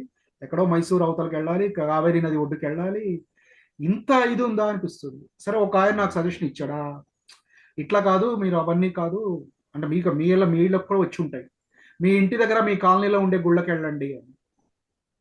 సరే మా కాలనీలో అంటే మేము మనకి తప్పు పడడానికి ఏం లేదు, ఎవరి వ్యవస్థ వాళ్ళది అయిపోతుంది. మనం నార్మల్గా 5 సుప్రభాతం వినడం అలవాటు మనకి తరతరాలుగా మన పేరెంట్స్ నుంచి. కానీ ఇక్కడ మా కాలనీ గుళ్ళో 7:30కో 8 సుప్రభాతం పెడతారు. మనం అప్పటికి బయటికి మూవ్ అయిపోయి వర్క్కి వెళ్ళిపోయే ఇది ఆ టైంలో సుప్రభాతం ఏంటి అనిపిస్తుంది. సరే ఆయన అప్పుడు లేచాడు, కానీ దేవుడికి లేవడం పడుకోవడం ఉండదు, అది వేరే విషయం అనుకోండి. పూజారి గారు టైంకి రారు, మనం వెళ్తాం గుడికి, మనం ఏదో చేసుకోవాలి అని. ఆలయం బయట గేట్ తెరిచి ఉంటుంది, ఇన్నర్ గేట్స్ మూసేసి ఉంటాయి. సో మన ఇంట్లో మన కాలనీలో కూడా మనకి అవకాశం లేదు. అంటే ఒక రకమైన స్ట్రక్చర్డ్ ఇది చేసేస్తున్నారు దర్శనం పేరుతో మనకి. ఇంకా ఏంటంటే మా కాలనీ గుళ్ళకి అంత మనీ వ్యవహారాలు ఏం లేవు. మనం హుండీలో వేస్తే ఓకే, లేదా ఆయన హారతి పళ్ళంలో వేస్తే ఓకే. అయినా సరే కూడా బహుశా మరి వాళ్ళకి ఆదాయం, పూజారి గారికి ఇన్కమ్ సరిగా లేకపోయి ఉండొచ్చు, వేరే ఇతరత్ర పనులు, ఇక్కడ ఆదాయం రావట్లేదని వాళ్ళు ఇంకొక చోట ఏదైనా చేసుకుని వస్తున్నారేమో మనకు తెలియదు. నేను అది కూడా ప్రయత్నించాను, పోనీ మన దగ్గరలో ఉన్న గుళ్ళల్లో ట్రై చేద్దాం. But somehow something is lacking ఎక్కడో. ఇంకొక చోట మా కాలనీలోనే భూదేవి నగర్ అని కొంచెం ముందుకు వెళ్తే చిన్నది సాయిబాబా గుడి, అక్కడ గుడి బాగుంటుంది కానీ ఎవరు ఉండరు. ఒక ముసలావిడ మాత్రం జస్ట్ 3 హారతి టైమ్స్ లో వచ్చి ఆ వెలిగిచ్చేసి వెళ్ళిపోతూ ఉంటుంది. అక్కడ చూస్తే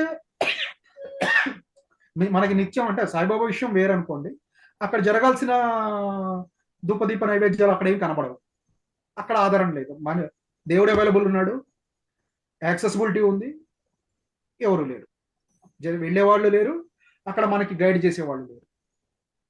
సరే మనం వ్యక్తిగతంగా కాసేపు ప్రశాంతత కోసం కూర్చుంటాం, వచ్చేస్తాం. కానీ ఎక్కడో సమ్వేర్ ద లింక్ ఇస్ తెగిపోయింది, చైన్ అయితే తెగిపోయింది, మనకి దేవుడికి లేదా దైవ ఆధ్యాత్మిక భావనకి తెగిపోయింది. ఇంకా రకరకాలు ఏంటంటే ఇప్పుడు మనకంతా ఇన్స్టాగ్రాములో దాంట్లో ఉన్నాం మనం. ఎవరైనా ఏదైనా గుడికి, ఇప్పుడు నేను చాలా చూస్తుంటా రీల్స్, కర్ణాటకలో ఈ గుడికి వెళ్ళండి మీకు బాగుంటుందని చక్కగా అందంగా తీస్తారు, చాలా పైనుంచి లాంగ్ వ్యూస్, కావేరీ నది. ఇలా చూస్తే ఇంకా జనాలు టెంప్ట్ అవుతాం, మనం వీకెండ్స్ వస్తే ఈ గుడికి వెళ్ళిపోవాలి. పైగా వాళ్ళు చెప్తారు ఏం లేదు, మీరు 800లో వెళ్ళిపోవచ్చు, మీరు ఎకానమీ మోడ్లో వెళ్ళిపోవచ్చు, నార్మల్ ట్రైన్ ఎక్కండి, పట్టుకోండి, ఇక్కడ దిగండి, ఆటో ఎక్కండి, ఇంత వివరంగా చెప్పేస్తారు 2-3 మినిట్స్ వీడియోలోనే. చెప్తే ఆ విజువల్స్ కి కొంచెం టెంప్ట్ అవుతాం, అరే ఇక్కడికి వెళ్తే బాగుంటుందేమో ఈ గుడి అని. అంటే అక్కడికి వెళ్ళడంలో కష్ట నష్టాలు ఉండుండొచ్చు, ఇలాంటి ప్రమోషన్ ఎక్కువ అయ్యాక అది బహుశా పెయిడ్ ప్రమోషన్ కూడా కావచ్చు. మనకి ఇందాక అనుకున్నట్టు టెంపుల్ టూరిజము ఎక్కువైపోయింది బాగా. కాస్త వీకెండ్స్ అవైలబుల్ ఉండేవాళ్ళు, ఓన్ వెహికల్స్ ఉండేవాళ్ళు, నియరెస్ట్ పాయింట్లు ఇప్పుడు వీళ్ళు చెప్తున్న పాయింట్స్ అన్నిటికీ తాకిడి పెరుగుతోంది మెల్లిగా. అట్లా ఇది మనం కొంచెం చూడాల్సిన ఆలోచన. ధన్యవాదాలు సోమశేఖర్ గారు. సత్యనారాయణమూర్తి గారు నమస్కారం అండి, మీ అభిప్రాయం చెప్తారా? నా అభిప్రాయం అంటే కళ్యాణ్ గారు, సుశీలమ్మ గారు చెప్పారంటే అన్ని వారి అభిప్రాయాలతో ఏకీపిస్తున్నాను. నెక్స్ట్ ముందుగా నేను మురళీకృష్ణ గారిని అభిమానిస్తున్నాను అండి. ఇటువంటి ఒక సున్నితమైన సమస్యకు చర్చకు తీసుకొచ్చారు. మీ కథలో ఉన్న అభిప్రాయాలు కొంతమంది లక్షలాది మంది భక్తుల మనోభావాలను ప్రతిస్పందిస్తున్నాయండి. కానీ ఇది ఇదివరకు చర్చకి రాలేదు. దీనికి కారణం ఏంటంటే భక్తుల తాకిడి పెరగడం అన్నది ఒక ముఖ్యమైన కారణం. ఎందుకంటే దేవాలయాలు ఇప్పుడు ఫెసిలిటీస్ అన్ని బాగా పెడుతున్నారండి. ఉండడానికి అవకాశం కల్పిస్తారు, చుట్టూ హోటల్స్ ఇవన్నీ. దాంతో వెళ్ళిన భక్తులు 2-3 రోజులు ఉండడం, వాళ్ళు ఒక్కొక్క భక్తుడు 2-3 సార్లు దర్శనం చేసుకోవడం, అంటే ఒక టూరిజం కింద కూడా భక్తులు భావించడం కూడా ఒక ముఖ్యమైన కారణం అండి. వెళ్ళి ఫోటోలు పెట్టడం, సోషల్ మీడియాలో లైకులు రావడం, అంటే తమ దగ్గర ఉన్న దేవాలయాలను సందర్శించడం కంటే ముఖ్యంగా తిరుమల దేవాలయంలో ఈ సమస్య ఎక్కువగా వస్తుందండి ప్రతి భక్తుడికి. కానీ భక్తులు తాగిడి ఒకటే అంటే నేను అంగీకరించనండి. మరి వైష్ణవ దేవాలయం, అయోధ్య రామాలయంలో కూడా ప్రతిరోజు ఇంతే మంది భక్తులు దర్శనం చేసుకుంటున్నారండి. నా అభిప్రాయం ఏంటంటే తిరుమల దేవాలయంలో విఐపీల కోసం 3-4 గంటలు ప్రత్యేకంగా కేటాయించారండి. అది ఒక రోజులో అత్యధిక భాగం అక్కడ పోతున్నదండి. మరొకటి సేవా సమయాల్లో కూడా భక్తులు దర్శనాలు ఆపేస్తున్నారండి. నాకు తెలిసి చాలా దేవాలయాలు అలా ఆపటం లేదు. దీనివల్ల ఏంటంటే బ్రేక్స్ అనేవి తిరుమల దేవాలయంలో చాలా ఎక్కువగా వస్తున్నాయండి. బ్రేక్స్ ఎప్పుడైతే వచ్చాయో గదుల్లో పెట్టడం, సార్ చాలా చక్కగా, నాకంటే కళ్ళ నీళ్ళు వచ్చాయి ఒకటి చదువుతుంటే. తలుపులు తీశారు, జైలు గదుల్లోంచి పరిగెట్టారు భక్తులు అన్నది నాకు అర్థం అవుతుందండి. మనం తిరుమల ముఖ్యంగా తిరుమలలో దేవాలయంలో దేవుణ్ణి సందర్శించుకోవడానికి వెళ్తున్నామా, లేదా ఒక చిరంజీవి సినిమాకి టిక్కెట్ల కోసం పరిగెడుతున్నామా అన్న అభిప్రాయం నాకు కలిగిందండి. చాలా ఒక భక్తిభావం తగ్గిపోయి ఏదో విధంగా తోపులాట్లో కొమ్ములాట్లో స్వామివారిని దర్శించుకుని బయటకు వచ్చేసి అమ్మయ్య అనుకుంటున్నాం, కానీ అక్కడికి వెళ్ళి భక్తిభావం తగ్గుతున్నదండి. ఏది ఏమైనా ఇటువంటి ఒక సున్నితమైన సమస్యను చర్చకు తీసుకొచ్చిన మురళీకృష్ణ గారికి అభినందనలు అండి. ఇది ఇంకా చర్చ జరగాలండి, ఈ సమస్యకు పరిష్కారం జరగాలండి. ముఖ్యంగా తిరుమల, శ్రీశైలం ఇటువంటి దేవాలయాల్లో సేవలకి ప్యారలల్గా దర్శనం కూడా కల్పించాలండి. కల్పిస్తూ సేవలే, దర్శనాలే. అలాగే ప్రోటోకాల్ దర్శనాలు అనేది తప్పదండి. కానీ విఐపీలు మాత్రం ప్రతి ఒక్కడు విఐపీయేనండి. ముఖ్యంగా మన దేశంలో, మన రాష్ట్రంలో విఐపీ దర్శనాలు తగ్గించాలండి. కొద్దిగా ఆ విషయంగా దృష్టిగా ప్రభుత్వ దేవాలయాలు కాదండి, సార్ చెప్పినట్టు ప్రైవేట్ దేవాలయాల్లో కూడా ఇదే ప్రాబ్లం వస్తుందండి. ఏమైనా చర్చికి భక్తులు కూడా మన ఊరిలో ఉన్న దేవాలయాన్ని సందర్శించుకోవడంలో కొంచెం శ్రద్ధ చూపించాలండి. ఒక తిరుమల దేవాలయం అండి, అటువంటి దేవాలయం కంటే ఇటువంటి ఒక సమస్యను చర్చకు తీసుకొచ్చిన మురళీకృష్ణ గారికి అభినందనలతో నేను ముగిస్తున్నాను. Thank you. ధన్యవాదాలండి. మనకి లైన్ లో మధు చిత్తరు గారు ఉన్నారు. సార్ నమస్కారం, ఉన్నారా లైన్ లో?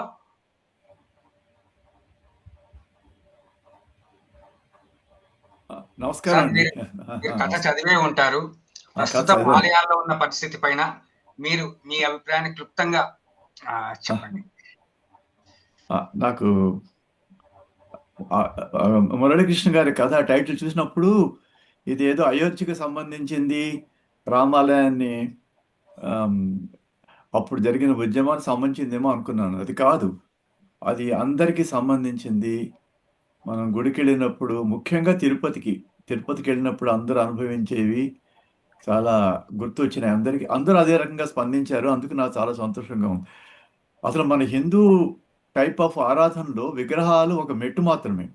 విగ్రహంలో దేవుణ్ణి చూసి తర్వాత నిరాకారంగా దేవుణ్ణి పూజించాలి అని చెప్పేసి, విగ్రహం ద్వారా మనము ఒక ఏకాగ్రత చేస్తాం పూజా విధానానికి.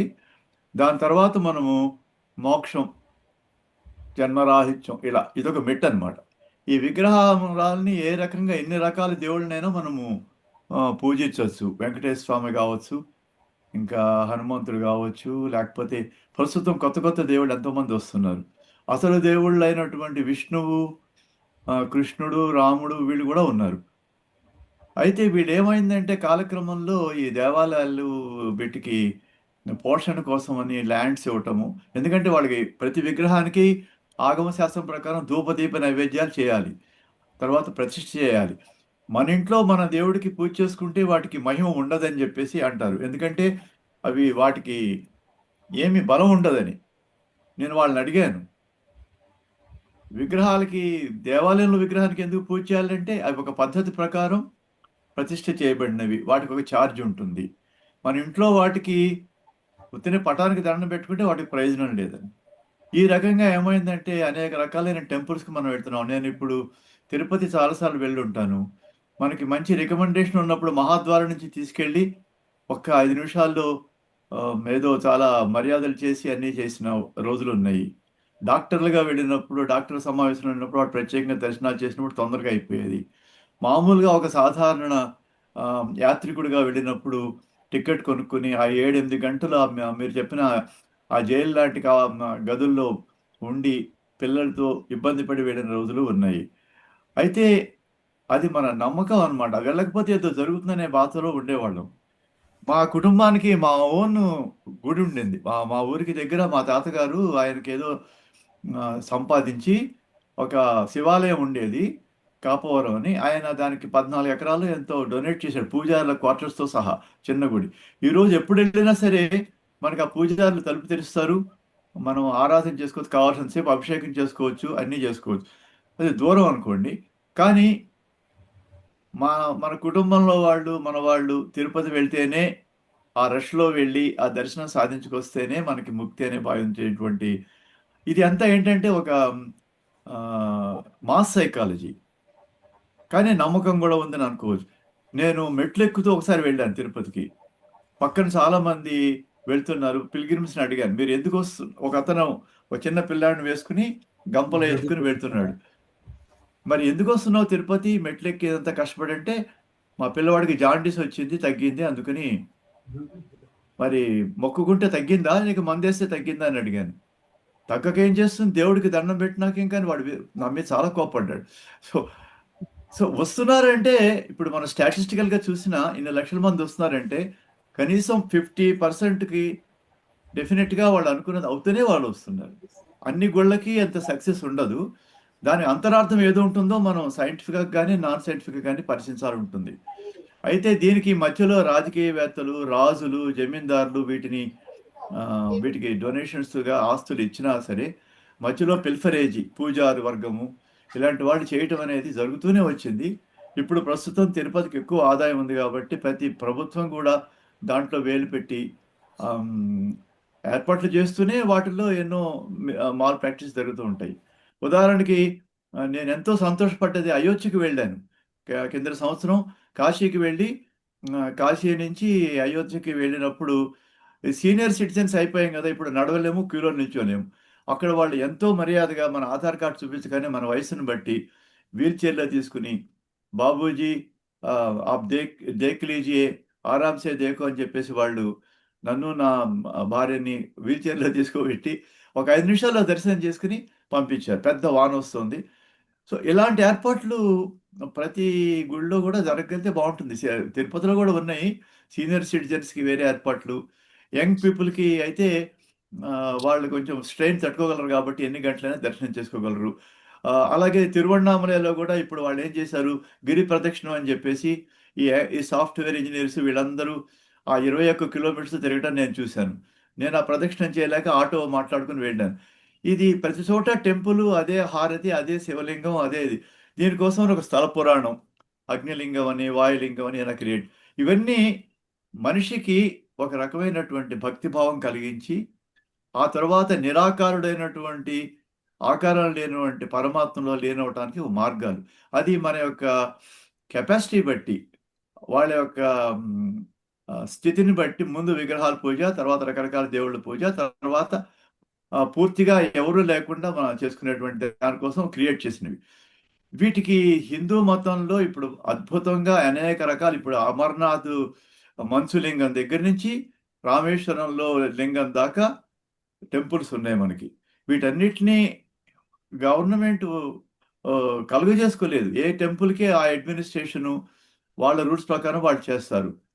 దీనికి మనం వేరే మార్గం ఏం కనిపించలేదు. ఎప్పటికప్పుడు భక్తులుగా మనము చేయవలసిన ఏర్పాట్ల గురించి అడగటము, వాటిని ఇంప్రూవ్ చేయమని ఆయా ప్రభుత్వాలను కోరుకోవటం, రాజకీయ ప్రమేయం ఎక్కువ లేకుండా ఆయా గుళ్ళ యొక్క వాళ్ళనే మనం అడిగి పిల్గ్రిమ్స్‌కి సరైనటువంటి ఏర్పాటు చేయమని అడగటం తప్ప వేరే మార్గం లేకపోతే ఆధ్యాత్మిక భావంతో పోయి అతను వాడు తోసేయటం, పో అని తోసేయటము, ఆ క్యూలో మనం నిలబడి అందరూ ఒకళ్ళొకళ్ళు అంటుకొని ఆ రకరకాలైనటువంటి అనుభూతులు, ఆ పవిత్రమైన అనుభూతి పోయి వేరే రకమైన అనుభూతి మిగలటం జరుగుతుంది. ఆ యొక్క ఫీలింగ్స్ అన్నిటిని మురళీకృష్ణ గారు చాలా బాగా రాశారు ఆ కథలో. దానికి నేను చాలా సంతోషపడ్డాను. ఇది ఎందుకంటే నేను కూడా అదే ఫీల్ అయ్యాను. షిరిడీకి వెళ్ళినప్పుడు మాత్రం కాకుండా షిరిడీలో అరేంజ్మెంట్స్ ఇంకొంచెం బాగున్నాయి సీనియర్ సిటిజన్స్కి వాళ్ళకి. ఈ మన హిందూ టెంపుల్స్లో అన్నిట్లో కూడా మనకి ఈ రకమైన ప్రాబ్లం ఉంది. అయితే మోడర్న్ టెంపుల్స్ కడుతున్నారు ఇప్పుడు, బిర్లా టెంపుల్స్ కానీ వీటిల్లో సాధ్యమైనంత పరిశుభ్రంగా వాళ్ళు చేస్తున్నారు. అయితే వీఆర్ కండిషన్ టు బిలీవ్. ఆ ఆరాధన, ఆ పూజలు, సేవలు ఉంటేనే మనకు ఆ తృప్తి కలుగుతుంది. బొమ్మలకి పెళ్లి చేయటం అంటే నాకు కూడా తర్వాత జ్ఞానోదయమైంది. 2 బొమ్మలను పెట్టి వీళ్ళు పెళ్లి చేయటం ఏంటి? మనం వాళ్ళకి డబ్బులు ఇవ్వడం, దానికి బదులు ఎవరో ఒక బీదవాళ్ళకి పెళ్ళికి డబ్బులు లేని వాళ్ళకి డబ్బులు ఇవ్వచ్చు కదా! అట్లాగే భగవంతుడికి నిద్రపుచ్చడం ఏంటి? ఆయనకి భోజనం పెట్టడం ఏంటి? చివరికి తినేది మనమే కదా! ఆ నైవేద్యం. ఇలాంటి క్వెషన్స్ చాలా వచ్చేది. ఇది మనకి ఆ మోక్షాన్ని అందుకోవటంలోని ఒక క్రమమే అని నాకు అనిపిస్తుంది. కానీ అది ఇప్పుడేమవుతుందంటే వెర్రితలలు వేసి ఇదొక రకమైనటువంటి రకరకాల ప్రయోజనాల కోసం, రాజకీయ, ఆర్థిక ప్రయోజనాల కోసం ఇలా జరుగుతుంది. మనం పవిత్రంగా మనము ప్రకృతిని చూసి ఆరాధిస్తూ ఇప్పుడు వారు రాసిన కథలోని ఆ వ్యక్తి అతను ఎంత బాధపడతాడనేది నేను కూడా చాలా సార్లు ఫీల్ అయ్యాను.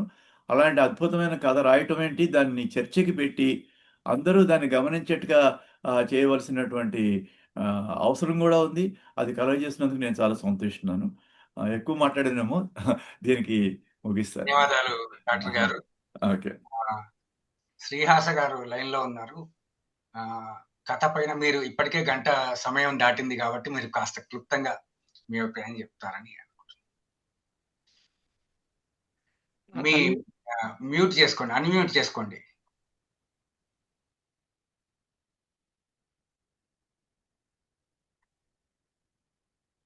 అన్మ్యూట్.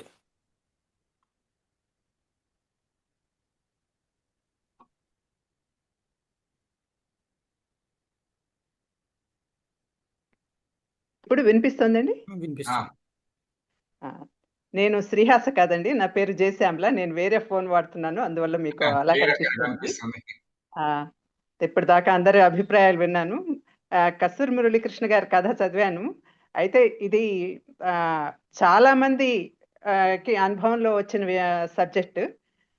అయితే ఇది ముఖ్యంగా అందరు మనసులో అనుకునేదే కానీ దాన్ని పైకి అంటే చర్చకు వచ్చిన విషయం మాత్రం ఇప్పుడే అనిపిస్తుంది. ఇలా అందరినీ చైతన్యపరిచినందుకు ముందుగా కస్తూరి మురళీకృష్ణ గారికి నా అభినందనలు తెలియజేస్తున్నాను. అయితే ఈ పరిస్థితి రావడానికి కారణం చాలా వరకు మనమే. ఒకప్పటికి జనాభా కంటే ఇప్పుడు చాలా రెట్లు ఎక్కువగా ఉంది. అందరూ కూడా ఇది ఒక వేలం వెరిగా అనుకుంటున్నారు. ఒక క్షేత్రాన్ని సందర్శించడం అనేది ఒకప్పుడు ఉన్నట్టుగా ఇప్పుడు లేదు. ఎందుకంటే పైగా అభివృద్ధి అంటే అదేదో దాన్ని చాలా అక్కడంతా నిర్మాణాలు పెంచేసేసి దేవుడికి అనేక రకాల ఆభరణాలు చేయించేసేసి అంతా సుందరంగా తయారు చేసేసి ఎక్కువ మందిని రప్పించే ప్రక్రియే అభివృద్ధిగా భావించడం జరుగుతుంది. మనం కూడా అదే దృష్టిలో ఉంటున్నాం. ఏదన్నా ఒక చిన్న గుడి ఏర్పాటు చేస్తే ఎవరన్నా దానికి పెద్దగా ఇంకా ఏర్పాటు చేయాలి, అక్కడ ఇంకా ఏదో జరగాలి, జరిగితేనే అది పెద్ద గొప్పగా ఉన్నట్టుగా చెప్పుకోవడం అనేది మనకు కూడా అలా మనకు అంటే మనము అని కాదు, జనరల్ అభిప్రాయం అలా ఉంటుంది. ఇప్పుడు ఎక్కడో రిమోట్ ఏరియాలో ఎక్కడో కొండ మీద మామూలు ఒక దైవం ఉంది అంటే ఎక్కువగా వెళ్ళరు. దానికి ప్రాచుర్యం వచ్చి అదేదో అంతా కట్టడాలు అయ్యి ఇదవుతే కానీ వెళ్ళడం జరగట్లేదు. ఇంకా మనకు లోపల ఉన్న ఇది ముఖ్యంగా అనేది విషయం గుర్తుపెట్టుకోవాలి. ఎంతసేపటికి మనం కూడాను మనలో మనకి ఒక సెల్ఫ్ కంట్రోల్ అనేది ఉండట్లేదు. ఒక నలుగురిలోకి వెళ్ళినప్పుడు మనమే ముందు వెళ్ళాలి అనేటువంటి తోపులాట్లు అట్లాంటివి అలాంటి భావనలు మానుకోవడం బాగుంటుంది. కొంచెం సహనం అవన్నీ ఉండడం కూడా అవసరం. అయినా కూడా అట్లాంటి మరి లక్షల మంది వెళ్ళే చోట్లకి వెళ్ళకపోవడమే మంచిది అనిపిస్తుంది నాకు కూడాను. అయితే ఇంకా కాలనీలో గుళ్ళల్లో అంటే మనకు ఇళ్ల మధ్యలో ఉండే గుళ్ళకు వెళ్తాం కానీ ఎక్కడో ఒక కొండ మీద చాలా దూర ప్రదేశంలో ప్రకృతి మధ్య వెలిసిన గుడికి వెళ్ళి దైవాన్ని దర్శించుకున్న అనుభూతి ఈ మనం ఏర్పాటు చేసుకున్న కాలనీ మధ్యలో ఏర్పడిన గుడికి వెళ్ళినప్పుడు అంత చేటుగా అనిపించదు అని నాకు అనిపిస్తుంది. ఏమైనా కానీ ముందుగా మనకు మనసులో మనకి ముందు ఆ భావన, ఆధ్యాత్మిక భావన పెంచుకోవడం అనేది ముఖ్యం. అప్పుడే మనకి అక్కడ ఎంతమందిలో ఉన్నా మనం ఒక ఏకాగ్రత సాధించగలిగినప్పుడే అక్కడ ఆ 2 నిమిషాలైనా మనం వాళ్ళు ఏర్పాటు చేసిన దర్శనాన్ని సద్వినియోగపరుచుకునే అవకాశం ఉంటుంది. అయినా అంత కష్టపడి అంత ప్రయాసపడి అంత దూరం వెళ్ళి ఇంత నిరాశలతో తిరిగి రావడం కూడా అనవసరం. అయితే దీన్ని మనం మెరుగుపరచగలమా, ఇప్పుడు ఈ పద్ధతి అంతా మార్చగలమా అంటే నా దృష్టిలో అయితే అది ఇంకా అసాధ్యమనే అనిపిస్తుంది. ఎందుకంటే ఏవి కూడా అలా లేవు. ఈ జనం కానీ, ఈ విధానాలు కానీ, ప్రతి వాళ్ళు ఫోటోలు తీసుకోవడానికో ఇంకా దేనికో ఇంట్రెస్ట్ చూపించడము, దాని మీద ప్రాముఖ్యత ఇవ్వడం తప్పించి మనం ఎందుకు వచ్చామన్న పర్పస్ కూడా పోతోంది. ఇంకా షాపింగ్లు అలాంటివి కూడా ఏర్పడిపోతున్నాయి అక్కడ. అవి కొందామా ఇవి కొందామా అలాంటి భావనలు కూడా ఉంటున్నాయి. ఏమైనప్పటికీ ఈ విషయమై అసలు మన పరిస్థితి ఏంటి, మన దేవాలయాలు ఎలా ఉన్నాయి, మన ప్రస్తుత పరిస్థితి ఏంటి అనేది ఒక ఆలోచన కలిగించే విధంగా మనకు మనం ఆ విషయమై మనలో ఒక అవేర్నెస్ కల్పించిన మురళీకృష్ణ గారికి ధన్యవాదాలు, అభినందనలు తెలుపుకుంటున్నానండి. ధన్యవాదాలండి. చివరగా మనకి లలితా చండి గారు లైన్ లో ఉన్నారు. లలితా చండి గారు అభిప్రాయం చెప్పిన తర్వాత రచయిత మాట్లాడతారు. లలితా చండి గారు అన్మ్యూట్ చేసుకోండి.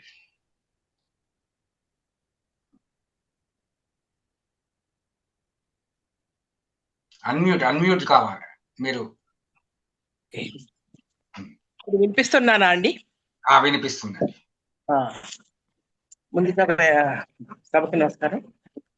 ఈరోజు ఈ చక్కటి ప్రతి వ్యక్తి యొక్క అంటే హిందూ మతంలో ఉన్న ప్రతి ఒక్క భక్తుడికి ఈ అనుభవమైన సమస్యని కథగా మలిచి, ఆ కథ కూడా మామూలుగా కూడా కాదు, చాలా అద్భుతంగా రాశారు. ప్రతి చిన్న విషయాన్ని రాసి ఒక దాన్ని చర్చకు పెట్టడం కూడా బాగుంది. ముందుగా మురళీకృష్ణ గారికి అభినందనలు తెలుపుతూ, ఈ గుళ్ళ గురించి నేను సుశీలమ్మ గారిది పూర్తి వినలేకపోయాను. మిగతా అందరి అభిప్రాయాలతో నేను కూడా ఏకీభవిస్తున్నాను. సమస్య అనేది రెండు. కథ గురించి చర్చించడం అంటే కథలో ప్రతి భక్తుడి యొక్క అనుభవం కూడా ఉంది అందులో. ఒకప్పుడు గుడికి వెళ్తే నేను ఇప్పుడు చెప్పారు కొంతమంది, నేను కూడా అదే ఒక పాయింట్తో నొక్కలేక మేము 17-8 ఏళ్ల నుంచి మేము గుడికి వెళ్ళలేకపోతున్నాం తిరుపతికి. ఎందుకంటే ఆ టైము వాళ్ళు ఇచ్చే స్లాట్స్కి దానికి అని దాదాపు 7-8 ఏళ్ళు అయింది. అయితే భగవంతుడికి భక్తుడికి మధ్య అసలు గుడి అవసరమే లేదు, అది వేరే విషయం. ఇందాక మధు చిత్తరువు గారు అన్నట్టు కొంతవరకు మాత్రమే మనం దేవుణ్ణి మనం విగ్రహారాధన చేయాలి, ఆ తర్వాత ఆధ్యాత్మికత వైపు మనసు అంతర్ముఖంగా వెళ్ళాలి అనేది చాలా ముఖ్యమైన విషయం. అయితే ఈ గుడి అనే విషయంలో ఈ సమస్యని నాకు ఆ గుడి అనే దాని గురించి నేను ఒక విషయం మీ అందరికీ కూడా చెప్పవలసింది ఏంటంటే, మా వరంగల్ భద్రకాళి గుడి తెలిసిందే అనుకుంటాను, అందరికీ చాలా మంది వరకు తెలిసి ఉండొచ్చు. ఈ వరంగల్ భద్రకాళి గుడిని పుట్టి పెరిగిన దాన్ని నేను, గణేష్ శాస్త్రి గారి పెద్దమ్మాయిని నేను. అప్పుడు నా చిన్నప్పుడు మేము అమ్మవారి గుడిలోకి లోపలికి వెళ్ళి కాళ్ళ దగ్గరికి నమస్కారం చేసుకునే వ్యక్తులం మేము. అలాంటిది ఈరోజు మాకు దర్శనం కావాలంటే, నేను ఎప్పుడైనా 6 నెలలకో ఏడాదికో వరంగల్ వెళ్ళినప్పుడు దర్శనం కావాలంటే అక్కడ ఉన్న వ్యక్తులు మారిపోయారు, అందరూ మారిపోయారు. మాకు కూడా మేము ఎవరినో అడిగితే కానీ మాకు దర్శనం దొరకట్లేదు.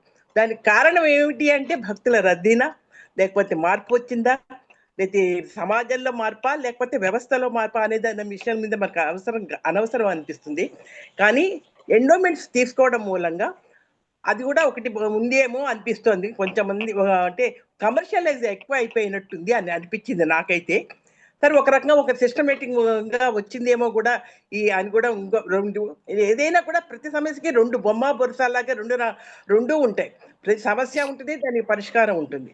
ఏదైనప్పటికీ కూడా అందరితో పాటు నేను కూడా ఏకీభవిస్తున్నాను. నాకు కూడా ఈ రకమైన కథ గురించి ఇలా ప్రతి మనిషికి అనుభవాన్ని, దేవుడు ఎక్కడున్నాడు అంటే అంతర్ముఖంగా ఉన్నాడని చివరి వరకు వెళ్లాల్సి వస్తుందేమో, మళ్ళీ ఎక్కడికి వెళ్ళలేకుండా. ఇందాక ఒక మాట అన్నారు, చిలుకూరికి టెంపుల్ కూడా గురించి కూడా నేను చూశానండి. ఒకప్పుడు చాలా దర్శనం ఒక 25 ఏళ్ల క్రితం అనుకుంటా, 25 ఏళ్ల క్రితం చాలా ఈజీగా దర్శనం అయ్యేది. ఈ రోజు ఇప్పుడు అక్కడ దాకా వెళ్ళటానికి కారు ఎక్కడో పెట్టాలి, ఎక్కడ దాకా నడుచుకుంటూ వెళ్ళాలి. అక్కడ ఏ టికెట్స్ లేవు, మరి అయినా కూడా ప్రజలు రద్దీ ఉంది. మరి ఇక్కడ కమర్షియలైజ్ కాదు అది. మరి దేనికి కారణం ఏంటి అని వెతుక్కుంటే మనం చెప్పలేము. కానీ వెళ్తాం, ప్రతి వాళ్ళం వెళ్తాం. ఆ రద్దీలోనే దేవుడు కనిపిస్తున్నాడా ఒక క్షణం కోసమైనా ప్రశాంతంగా 10 నిమిషాల పాటు ఒక సహస్రనామం చేసుకున్నప్పటికీ ఆ స్థితి నుంచే ఈ రోజు దేవుడికి దర్శనం చేసుకోవడమే, అయ్యో కనిపించాడా లేదా, కళ్ళు మూసుకోవడం మాట పక్కన పెట్టు, దేవుడు మనకి దర్శనం అయిందా లేదా అనేది చూసుకోవాల్సి వస్తుంది. ఏదైతే మంచి సమస్యను మీరు ఒక కథగా మలిచి అద్భుతంగా దాన్ని ఈ చర్చ రూపంలో చేయడం మూలంగా చాలా సంతోషదాయకమైన విషయం అండి. ధన్యవాదాలు నాకు ఈ అవకాశం ఇచ్చినందుకు. ధన్యవాదాలండి. ఈరోజు చర్చ చాలా కన్స్ట్రక్టివ్ గా చాలా చక్కగా జరిగిందని నేను అనుకుంటున్నాను. ఇందులో ప్రధానంగా కళ్యాణ్ గారు కానీ, సుశీలమ్మ గారు కానీ, మిగతా వాళ్ళు కానీ మాట్లాడిన మధు చిత్రరావు గారు కానీ మిగతా వాళ్ళు మాట్లాడిన వాటిలో ఈ స్పిరిచువల్ కాన్షియస్నెస్ అనేది తగ్గిపోయి టూరిజం పద్ధతి లోపల దేవాలయ సందర్శన జరుగుతుందా అనేది ప్రధానమైన ప్రశ్న తలెత్తుతోంది. అదే సమయంలో ఇప్పుడు కుంభమేళా కానీ, పుష్కరాలు కానీ, మిగతా వాటికి ప్రభుత్వాలు చేసే ప్రచారాల వల్ల విపరీతంగా వేలం వెరిలిగా ప్రజలు అక్కడికి రావటము, మిగతా విషయాలు వాటి వల్ల తొక్కిసలాటలకు కారణం కావటము, ఇవన్నీ జరుగుతున్నాయి. ఆ తర్వాత నిర్వహణ లోపాలు అనేది కూడా ప్రధానమైన చర్చకు వస్తుంది. ఆ తర్వాత ప్రధానంగా అందరి నుంచి వచ్చేది ఈ ప్రభుత్వ అజమాయిషి నుంచి తప్పించడం అనే ప్రశ్న.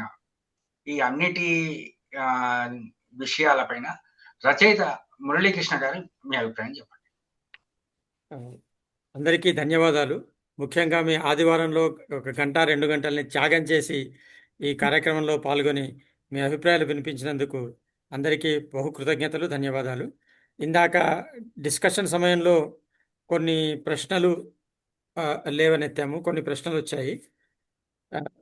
నా అభిప్రాయం వాటి గురించి చెప్దామని, కథలో వాటిని ఎలా చూపించాము అనేటువంటిది కూడా చెప్దామని, వీలైనంత త్వరగా ముగిద్దాము ఎందుకంటే గంట దాటిపోతుందని. ముందుగా దేవాలయాలు టూరిస్ట్ స్పాట్స్గా ఎంచటం అనే దాన్ని మనము ఒప్పుకోవడానికి వీల్లేదు. దేవాలయాలు టూరిస్ట్ స్పాట్స్ కావు. Hill stations tourist spots, Ooty, Kodaikanal, Kullu Manali ఇవి టూరిస్ట్ స్పాట్స్. కులు మనాలిలో ఉన్నటువంటి హిడింబి టెంపుల్ టూరిస్ట్ స్పాట్ కాదు, అది దేవాలయం. సో మందిరాల్ని టూరిస్ట్ స్పాట్ లాగా, పర్యాటక కేంద్రాల్లాగా భావించడం ముందుగా మనం వ్యతిరేకించాలి. రెండవది ఏంటంటే, తిరుపతికే ఎందుకు వెళ్ళాలి, ఇంటి దగ్గర వెంకటేశ్వర స్వామిని చూసుకోవచ్చు కదా అంటారు. తిరుపతికి వెళ్ళటం నా హక్కు. తిరుపతికే ఎందుకు వెళ్ళాలి అంటే, మనకు కొన్ని స్థలాలు ఉన్నాయి. మక్కాకే ఎందుకు వెళ్ళాలి, ఇక్కడ మసీద్ దగ్గర ప్రార్థన చేసుకుంటే సరిపోతుంది కదా అని ఎవరిని అడుగుతారా? అడగం మనం. అలాగే ఫలానా మెదక్లో గొప్ప చర్చ్, అక్కడికి ఎందుకు వెళ్ళాలి, ఇంటి దగ్గర మీ చర్చ్లో చూసుకుంటే అయిపోతుంది కదా అని అడగం కదా. సో ఇంటి దగ్గర దేవాలయానికి వెళ్తాం. మనకి ఏవైతే పవిత్ర స్థలాలుగా భావించారో, ఏవైతే మనకి ప్రాశస్త్యం గల స్థలాలు ఉన్నాయో వాటికి వెళ్తాం. వెళ్ళొద్దనటానికి కానీ, ఎందుకు వెళ్తామంటానికి కానీ మనం అసలు అటువంటి ఆలోచనే రాకూడదు. అది మన హక్కు. అట్లయితే దైవం మనలోనే ఉన్నాడు, ఎక్కడికి వెళ్ళక్కర్లేదు, నేనే దైవం అనొచ్చు మన సిద్ధాంతం ప్రకారం. కాబట్టి మన దేవాలయాలు వెళ్ళటం మన హక్కు. అది తిరుపతి కానీ, వారణాసి కానీ, ఏదైనా కానీ. ఇక్కడ ఏంటంటే, మనం దేవాలయానికి వెళ్తున్నప్పుడు ఆ దేవాలయంలో మన సందర్శనాన్ని వీలైనంత ప్లెజెంట్గా, సంతోషకరంగా చేయటము నిర్వాహకుల బాధ్యత, ప్రైవేటు కానీ ప్రభుత్వం వాళ్ళు కానీ. అంత మటుకే మనం కోరేది.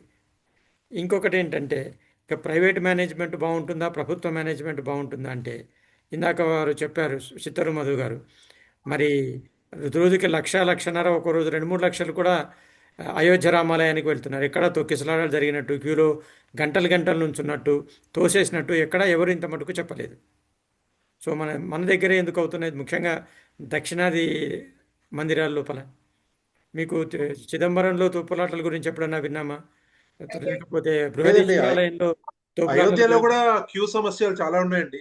కానీ తోపులాటలు, చావటాలు, కొట్టుకోటాలు లేవు. అలాగే మీరు మధుర మీనాక్షి టెంపుల్లో విన్నారా, కన్యాకుమారిలో ఉన్నారా? సో కొన్నిటిని మనం అలా డెవలప్ చేస్తున్నాం ఆ ఇమేజ్ కోసం. ఒక ఎక్స్టెంట్ దాకా వెళ్ళినప్పుడు, జనాలు వచ్చినప్పుడు నిర్వాహకులకు కూడా దాన్ని నియంత్రించడం సాధ్యం ఎట్లా అవుతుంది? ఇక్కడే అది ఎక్కడికి వస్తున్నాను, భక్తుల తాకిడి అనేది నెక్స్ట్ పాయింట్. భక్తుల తాకిడి ఎక్కువ అవుతుంది కాబట్టి నిర్వాహకులు ఇటువంటివన్నీ they have to resort to all these things అంటున్నారు. విఐపి కల్చర్ తగ్గించాలండి. 1,00,000 మంది భక్తులు వచ్చి అయోధ్యలో ఎప్పుడు కూడా గంటన్నరలో దర్శనం అయిపోతుంటా. Sorry for the interruption. అదే ఇప్పుడు భక్తుల తాకిడి అంటే భక్తులు వస్తారండి, అది వాళ్ళ హక్కు. మనం ఒక మందిరం అని పెట్టి దాని గురించి ప్రచారం చేసి దానికి ఒక ప్రాశస్త్యాన్ని, వైశిష్ట్యాన్ని ఆపాదించినప్పుడు భక్తులు వస్తారు. ఎవరి బాధలు వాళ్ళకి, ఎవరి ఆశలు వాళ్ళకు ఉంటాయి. ఏదో ఒకటి నీ కొండకు నీవే రప్పించుకొని పాట ఉన్నాయి. ఏడు కొండల స్వామి ఎక్కడున్నావయ్యా, ఎన్ని మెట్లెక్కినా కానరావేమయ్యా అని పాటలు ఉన్నాయి మనకి. సో ఇలా మనకి రకరకాల సెంటిమెంట్స్ ఉన్నాయి. కాబట్టి మనం వెళ్తాం, ఏ గుడికైనా వెళ్తాం, మన హక్కు. గుడికి వెళ్ళినప్పుడు ఆ దర్శనాన్ని ప్రజెంట్ చేయటము ఎలా చేయాలని నిర్వాహకులు ఆలోచించాలి. భక్తులు ఎక్కువ వస్తున్నారని భక్తుల మీద నేరం తోసేయటాన్ని పాఠకులు కోరుతున్నారు కాబట్టి ఇలాంటి చెత్త కథ రాస్తామని రచయితలు సమర్థించుకుంటున్నట్టు ఉంటుంది. కాబట్టి అలాంటి సమర్థన మనం ఆమోదించాల్సిన అవసరం లేదు. ఇంకేంటంటే భక్తులు వస్తారు, భక్తులు కూడా సిద్ధపడి వస్తారు. తిరుపతికి వెళ్ళే వాళ్ళు ఎన్ని గంటలు ఎదురు చూడాలరా బాబు అనుకుంటూ వస్తారు. ఆ మానసిక స్థితి నుంచి మనం ఎలా బయటికి రావాలనేది ఆలోచించాలి. ఇంకొకటి ఏంటంటే దేవుడు ఒక జూలో జంతువో లేకపోతే సినిమానో ఒక ప్రదర్శనశాలలో వస్తువో కాదు. టికెట్లు పెట్టి చూపించడానికి, మీ టికెట్ను బట్టి మీరు ఇంత దగ్గర నుంచి చూస్తున్నారనడానికి ముందుగా టికెట్ కల్చర్ని కూడా మనం వ్యతిరేకించాలి. దేవుడు వస్తువు కాదు. ఇప్పుడు మనం ఇందాక థియేటర్ ఎగ్జాంపుల్ ఒకటి వచ్చింది మనకి. సో థియేటర్ ఎగ్జాంపుల్ టికెట్లు ఎంతమంది ఉంటారో అన్నీ టికెట్లు ఇవ్వాలంటున్నారు. సో అది థియేటర్ కాదు, దేవుడు ఒక థియేటర్ కాదు. సో మనం దేవుణ్ణి ఒక సినిమా థియేటర్ స్థాయికో ఆ క్యూని లేకపోతే ఒక పస్తు జంతు ప్రదర్శనలో జంతువును చూసి మనము ఏదేదో వస్తువులు విసిరినట్టు అగో పులి అగో పిల్లి అనుకున్నట్టు దేవుణ్ణి అలా చేయడానికి వీల్లేదు. మనం అలా చేస్తున్నాం. ఇక్కడ మనకి బేసిక్ క్వశ్చన్ ఏంటంటే మన దేవాలయాలు మన కల్చరల్ కేంద్రాలు మాత్రమే కావు, మన గుండె అవి. మనకి ప్రపంచంలో ఎక్కడా లేదు. దేవాలయాల పేరుతో ఊళ్ళు వెలుస్తాయి మనకి. మన ఒక రామాపురం అంటాం, అక్కడ రామాలయం ఉంటుంది. భద్రాచలం, అక్కడ రాముడి ఆలయం ఉంది. తిరుపతి వెంకటేశ్వర ఆలయం ఉంది. సో ఇలాగా ఇది ఎక్కడా లేదు మీకు ప్రపంచంలో. అంటే ఒక గుడి ఉందంటే దాని చుట్టూ మొత్తం మీకు ఒక వ్యవస్థ ఉంటుంది, ఒక గ్రామం వెలుస్తుంది, ఒక పట్టణం నిలబడుతుంది, జీవనోపాధి ఇవన్నీ పక్కన పెడితే ఇది మన వ్యవస్థ. గుడి మనకి ఎవ్రీథింగ్. ఆ గుడిని మనకు దూరం చేస్తూ ఆ గుడికి వెళ్ళకండి, ఈ గుడికి వెళ్ళండి, అందరు అక్కడికి ఎందుకు వెళ్తారు, ఇటువంటిది మనం అనుకుంటే ఎక్కడికున్నా గుడి అంటే గుడే మనకి. సో అటువంటి 1000 పడగల నాంది కూడా అదే కదా. 1000 పడగల నాందే ఒక చెట్టు, ఒక టెంపుల్, దాని చుట్టూ ఊరు నిర్మాణం. మనకి జరిగేది అదే కదా. కళలో అక్కడ ఉన్నాను దేవుడు అని చెప్తాడు, తవ్వంగానే దేవుడి విగ్రహం వస్తుంది, వాడు ప్రతిష్ఠించి చిన్న గుడి కడతాడు, భక్తులు వస్తారు, గుడి వెలుస్తుంది, చుట్టూ గ్రామము. So this is how we developed. మన ఎంటైర్ కల్చర్ గుడి బేస్డ్. మీరు అవునండి, కానీ మీరు ఇప్పుడు నేను జూబ్లీ హిల్స్ టెంపుల్ అండి, మీరు ఎక్కడికో కూడా వెళ్ళక్కర్లేదు. నేను మొన్న జూబ్లీ హిల్స్ లో టీటీడీ వాళ్ళ టెంపుల్ ఉంది, వెంకటేశ్వర స్వామి టెంపుల్. నేను వైకుంఠ ఏకాదశి రోజు అక్కడికి వెళ్ళి పారిపోయి వచ్చేసారు. అది అంటే మీరు టికెట్స్ పెట్టడం తప్పు అని అంటారు, కానీ మన వాళ్ళు ఎంతమంది వస్తున్నారు మీరు అది తట్టుకోలేమండి అసలు.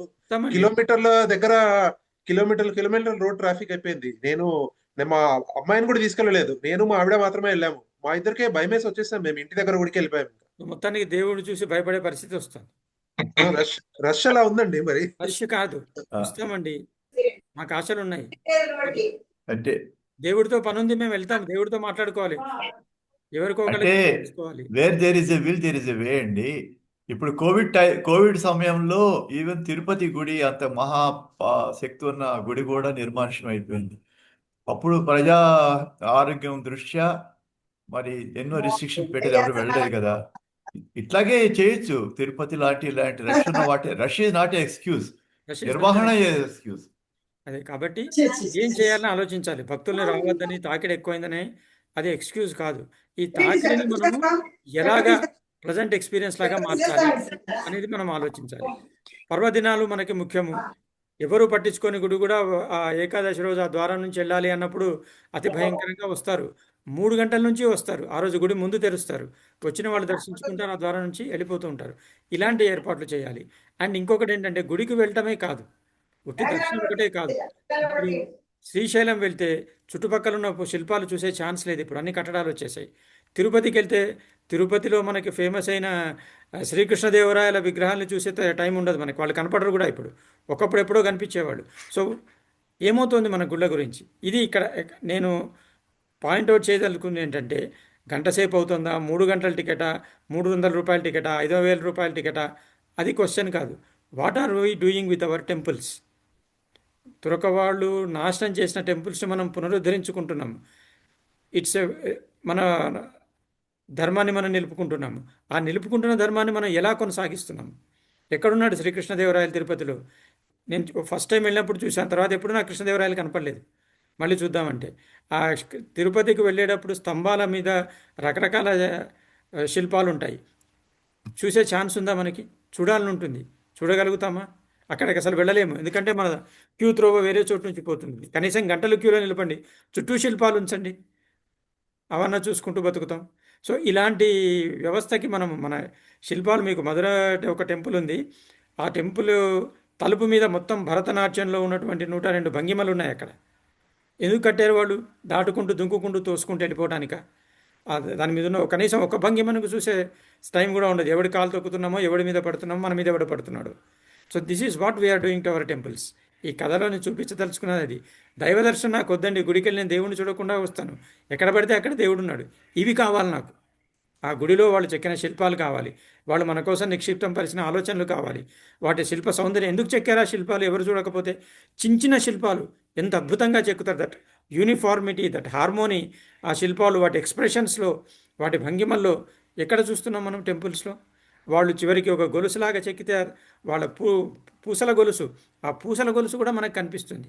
ఎంత రంధ్రాలు, రంధ్రాల్లో కూడా మనం పుల్ల దూచి కూడా చూడొచ్చు. వరంగల్ టెంపుల్కి వెళ్తే వరంగల్ టెంపుల్ పైన ఒక అప్పు మీద అద్భుతమైన చిత్రాలు కనిపిస్తాయి, గోడల మీద అద్భుతమైన స్తంభాల మీద చిత్రాలు కనిపిస్తాయి. చూసే తీరిక ఉందా?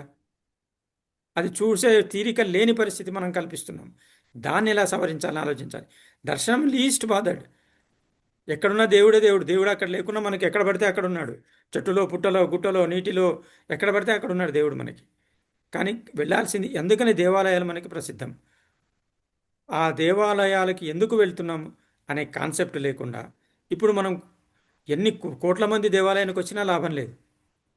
ఇది చిత్తశుద్ధి లేని శివపూజ అన్నట్టు, లేకపోతే అసలు అర్థం కానటువంటి చదువు అన్నట్టు అయిపోతుంది. మనం చేస్తున్నది వెళ్తున్నాము, చూస్తున్నాము, వస్తున్నాము. ఏం చూడటానికి వెళ్తున్నాము, ఏం దర్శనం చేసుకోవాలి, ఇది నేను ఆలోచించాలన్నది ఈ కథలో. అందుకే కథ ఎండింగ్ లోపల చీకటిని చీల్చుకుంటూ వెలుతురు వైపు ప్రయాణిస్తుంది కారణం ముగించాను. ఫ్రమ్ నోన్ టు అన్నోన్, అసతోమ సద్గమయ, తమసోమ జ్యోతిర్గమయ. So we need that. మంత్రాలు వల్ల వేస్తే కాదు, మంత్రాల అర్థాలు తెలియాలి, మంత్రాల్లో పూడార్థాలు పరమార్థాలు తెలియాలి. అలాగే గుడికి వెళ్ళి దర్శనం కాదు మనకు కావాల్సింది, గుడి చుట్టూ ఉన్నవి అసలు దర్శనం విషయాలు. దేవుడు ఎక్కడున్నా ఒకటే, అదే లింగము, అదే వెంకటేశ్వరుడు, అవే అలంకారాలు. మనకు కావాల్సింది ఇది. అది ఈ కథలో నేను చెప్పదలుచుకున్న విషయము. ధన్యవాదాలు మురళీకృష్ణ గారు. ఇవాళ చర్చ ఆదివారం పూట మంచి భగవంతుణ్ణి గురించిన చర్చ జరిగింది, చాలా సంతోషంగా ఉంది. ఈ కథ పైన ఈ ఆలయ వ్యవస్థ, ఆలయ నిర్వహణ, భక్తులకి దేవాలయానికి వెళితే ఒక స్పిరిచువల్ కాన్షియస్నెస్ వచ్చేలాగా ఉండేలా భవిష్యత్తులోనైనా వాతావరణంలో మార్పు వస్తుందని ఆశిస్తూ ఈ సమావేశం ఇక్కడితో ముగిసిందని చెప్తాను. పాల్గొన్న వారందరికీ ధన్యవాదాలు. కృతజ్ఞతలు. ఒక్క నిమిషం అండి. కనీసం నెలకొకసారైనా మనం జూమ్ మీటింగ్ లో కలిసి మాట్లాడుతున్నాం అండి, ఏదో టాపిక్ మీద. ఇక నుంచి కథల గురించి చర్చలు పెట్టాలనుకుంటున్నాము, మన పుస్తకాల గురించి చర్చలు. ఎవ్రీ వీక్ ఏదో ఒక ప్రోగ్రాం పెట్టాలనుకుంటున్నాం. కానీ అందరికీ అనువైన సమయం ఇక్కడ, ఈ సమయంలో అమెరికా వాళ్ళకు కుదరదు. సో ఒక సమయం గురించి ఇలా ఆలోచిస్తున్నాం. అందరికి అనువైన సమయం సాయంత్రం రకరకాల పనులు ఉండొచ్చు. కళ్యాణ్ గారు ఘోస్కర్ పండిట్ మీద చర్చ చేయాలండి. ఉన్నారా కళ్యాణ్? ఘోస్కర్ పండిటే కాదు, ఇప్పుడు మనం అసలు సినిమాల్లో డిపిక్షన్ ఆఫ్ హిందూ ధర్మ అండ్ ధర్మ ఫాలోవర్స్ని ఎలా డిపిక్ట్ చేస్తున్నా అనేది కూడా చూడాలి. మన తెలుగు సినిమాలోనే వాడు దేవుడికి వెళ్ళి పూజ చేసి పక్కకి తిరిగి వాడిని డిక్కీలో దోసే అంటాడు. సో ఇలాంటి వాటి గురించి కూడా మనం చర్చించాల్సి ఉంటుంది. సో భవిష్యత్తులో రెగ్యులర్గా మీటింగ్స్ ఏర్పాటు చేస్తానండి. ధన్యవాదాలు. అండ్ నాకు యువ వాయిస్లు కావాలి, ముఖ్యంగా హలే కళ్యాణ్ లాంటివి. ఇంకా మనకి రావాలి యువకులు. బహుశా ఈ మీటింగ్లో కళ్ళద్దాలు లేనిది ఇద్దరికే, లలితా చండి గారికి, హలే కళ్యాణ్ గారికి. బిఎస్ఆర్ మూర్తి గారు తీసేసిన వాళ్ళ కళ్ళద్దాలు ఉన్నాయి. మురళీకృష్ణ గారు చాలా మంచి విషయం మీరు చర్చ పెట్టారండి. సీరియస్ గా తీసుకోవాల్సిన విషయం అండి. మురళీకృష్ణ గారు 2 నిమిషాలు మాకు మాట్లాడటానికి అవకాశం. మా వారు సీనియర్ అడ్వకేట్ హైకోర్టు, వారు మాట్లాడుతా అంటున్నారు. వారు కూడా ఈ చర్చలో ఇందాక నుంచి వింటున్నారు. వారు ఒక వాళ్ళ అభిప్రాయం చెప్దామని. నమస్కారాలు అండి అందరికీను. నమస్కారం అండి. నా పేరు సుబ్రహ్మణ్య భాస్కర్ దేవ్, హైకోర్టు అడ్వకేటు. దీంట్లో నేను ఎక్కువ సమయం తీసుకోను. భగవంతుడి గురించి చాలా చక్కటి ఉపన్యాసాలు చేశారు. అందరూ కూడా చాలా బాగా మాట్లాడారు. గుళ్ళ గురించి వాటి గురించి. నేను ఒక 2 శ్లోకాలు చెప్పేసేసి పద్యాలను క్లోజ్ చేస్తానండి. ఇందుగలడు అందులేడని సందేహము వలదు చక్రి సర్వోపగతుండు ఎందెందు వెరగి చూచిన అందంతే గలడు దానవాగ్రని వింటే అని. అది ప్రహ్లాదుడు ఆకారంలోనే చెప్పాడు. భగవంతుడు ఎక్కడ పడితే అక్కడ ఉన్నాడయ్యా అని హిరణ్యకశిపుడికి చెప్పాడు. తర్వాత ఎవ్వని చేచరించు జగం ఎవ్వని లోపల నుండు లీనమై ఎవ్వని ఎందుడిందు పరమేశ్వరుడు ఎవ్వడు మూల కారణం ఎవ్వడు అనాది మధ్యలై ఉండెవ్వడు సర్వము తానే అయిన వాడెవ్వడు వారిని ఆత్మభావు ఈశ్వరునే శరణంబు వచ్చేదన్నని. చక్కటి శ్లోకం, చక్కటి పద్యం పోతనామాతులు వారు రాసింది. అలాగే యథాదాహి ధర్మస్య గ్లానిర్భవతి భారత అభ్యుత్థానం అధర్మస్య తదాత్మానం సృజామ్యహం. భగవంతుడు చెప్పారు స్వయంగా, నేనే సృష్టించుకుంటాను ధర్మం క్షీణిస్తున్నప్పుడు అధర్మం పెచ్చు పెరుగుతున్నప్పుడు అని. ఇలా ఇప్పుడు ఈ గుళ్ళు ఉండడం వల్ల చాలా మంచిదే. కానీ గుళ్ళకి వెళ్ళాలి అనేటువంటి తాపత్రయం ఏదో కోరికలకి అనుసంధానం చేసుకుని వెళ్ళడం అనేటువంటిది అంత కరెక్ట్ కాదు. ఏదో ప్రతిసారి ఏదో కోరిక పెట్టుకోవడం, కోరిక మూలంగా వెళ్ళటం కాదు. భగవంతుని మీద అనన్యమైనటువంటి భక్తి ఉండాలి. భక్తి అన్నపూర్ణే సదాపూర్ణే శంకర ప్రాణవల్లభే జ్ఞాన వైరాగ్య సిద్ధార్థం భిక్షాంతి హేచ పార్వతి. జ్ఞానం కోసం వైరాగ్యం కోసం అని చెప్పి భక్తి పెరగాలే కానీ, అంతేగాని కేవలం ఏదో ప్రతి కోరికకి ఒకసారి గుడికి వెళ్ళాలి, అలా ఎన్ని గుళ్ళకని వెళ్ళినా సాటిస్ఫాక్షన్ రాకపోవటం, ప్రతిరోజు ఏదో గుడికి వెళ్ళటం, డబ్బులు ఖర్చు పెట్టుకోవడం, డబ్బులు ఉన్నాయి కాబట్టి వెళ్తారు తిరుగుతారు, మంచిదే. కానీ మన ఊళ్ళో ఉన్న గుడికి మనం వెళ్ళొచ్చు, మన మనసులోనే మనం ధ్యానం చేసుకోవచ్చు. ప్రతి గుడికే డబ్బులు ఉంటే వెళ్ళాలి, దర్శనం చేసుకోవాలి, తప్పనిసరిగా చేయవలసిందే కావాలి. కానీ ఈ పోటీ ప్రపంచంలో ఈ ప్రతిసారి ఇలాగా టికెట్లు దొరకడం కష్టం. తిరుపతి వెళ్ళాలంటే అది ఎంతో పెద్ద ప్లానింగు, పిల్లలందరినీ తీసుకుని వెళ్ళాలి, చాలా ఖర్చుతోటి శ్రమతోటి కూడిన పని. భగవంతుడు మన చిత్తంలోనే ఉన్నాడు అనేది కానీ కరెక్ట్గా ఆలోచిస్తే ఓపిక ఉన్నప్పుడల్లా ఒకసారి దర్శనం చేసుకొస్తే చాలు. తిరుపతికి 10 సార్లు వెళ్ళాలి అనేటువంటిది ఏమీ రూల్ కాదు. అది చాలా భక్తి నిజంగా కనుక ఉంటే ఒకసారి దర్శనం చేసుకున్నా ఆయన ముద్ర పడిపోతుంది మనసులో. భక్తి అనేటువంటి చాలా ముఖ్యమండి. భక్తి, జ్ఞానము, వైరాగ్యము ఈ 3 కూడా చాలా ముఖ్యమని నా అభిప్రాయం. గుళ్ళకి తప్పకుండా వెళ్ళవలసిందే, దర్శనం చేసుకోవాలి. కానీ అదొక వేలంబిరిగా వెళ్ళటం అనేది కరెక్ట్ కాదని నా అభిప్రాయం. అది మన మనసులో ధ్యానించుకోవాలి. ధ్యానం అనేది చాలా ఇంపార్టెంట్. మన ఇళ్లలో ఉండే, మన ఊళ్ళో ఉండే గుడికి వెళ్ళొచ్చు, డబ్బులు ఉంటే ఇంకా బయట కూడా తిరగచ్చు. పూర్వకాలం ఇంత లేదు. తిరుపతికి వెళ్ళాలన్నా, కాశీకి వెళ్ళాలన్నా ఇవన్నీ కూడా చాలా కష్టం. దగ్గరలో ఉండే గుడికి వెళ్ళొచ్చు అలవాటు ఉండేది. అప్పుడు డబ్బులు కూడా ఉండేవి కాదు జనాల దగ్గర. కాబట్టి ఏంటంటే మంచి ప్రోగ్రాం చేశారు, చాలా బాగా మాట్లాడారు. మీరు చెప్పిందే నేను కూడా చెప్తున్నా, కొత్తగా ఏం చెప్పడం లేదు. మీరు అందరూ ఏదైతే చెప్పారో వాటితో నేను ఏకీభవించి వాటి మీద పూర్తి గౌరవంతో నేను కూడా విన్నాను. చాలా నాకు నచ్చింది. అందరూ కూడా చాలా బాగా మాట్లాడారు. మహా పండితులు మీరందరూ కూడా. మీ అందరికీ కూడా నా వయసులో నాకంటే మీరు చిన్నవాళ్ళు అయినప్పటికీ నేను మీలో ఉండేటువంటి ఆ నారాయణుడికి పూర్తిగా నమస్కారం చెప్పుకుంటూ నేను సెలవు తీసుకుంటున్నాను. నమో బ్రాహ్మణ హితాయ చ జగద్హితాయ కృష్ణాయ గోవిందాయ నమో నమః. ఏకో విష్ణు మహద్భూతం పృథగ్భూతాన్ అనేకశ త్రీలోకాన్ వ్యాప్య భూతాత్మా భుక్తి విశ్వభోగయోః ఇమం స్తవం భగవతో విష్ణోర్వ్యాసేన కీర్తితం పఠేతిచ్చేత్పురుషः శ్రేయః ప్రాప్తుం సుఖాని చ విశ్వేశ్వరమజం దేవం జగతప్రమవ్యం భజంతే పుష్కరాక్షం నతయాంతి పరాభవం ఓం నమైతి. వాసనాత్ వాసుదేవస్య వాస్తంతే భువనత్రయం సర్వభూత నివాసోసి వాసుదేవ నమోస్తుతే. సర్వభూత నివాసోసి వాసుదేవ నమోస్తుతే. సర్వభూత నివాసోసి వాసుదేవ నమోస్తుతే. నమో నమః. నమః శివాయ నమః.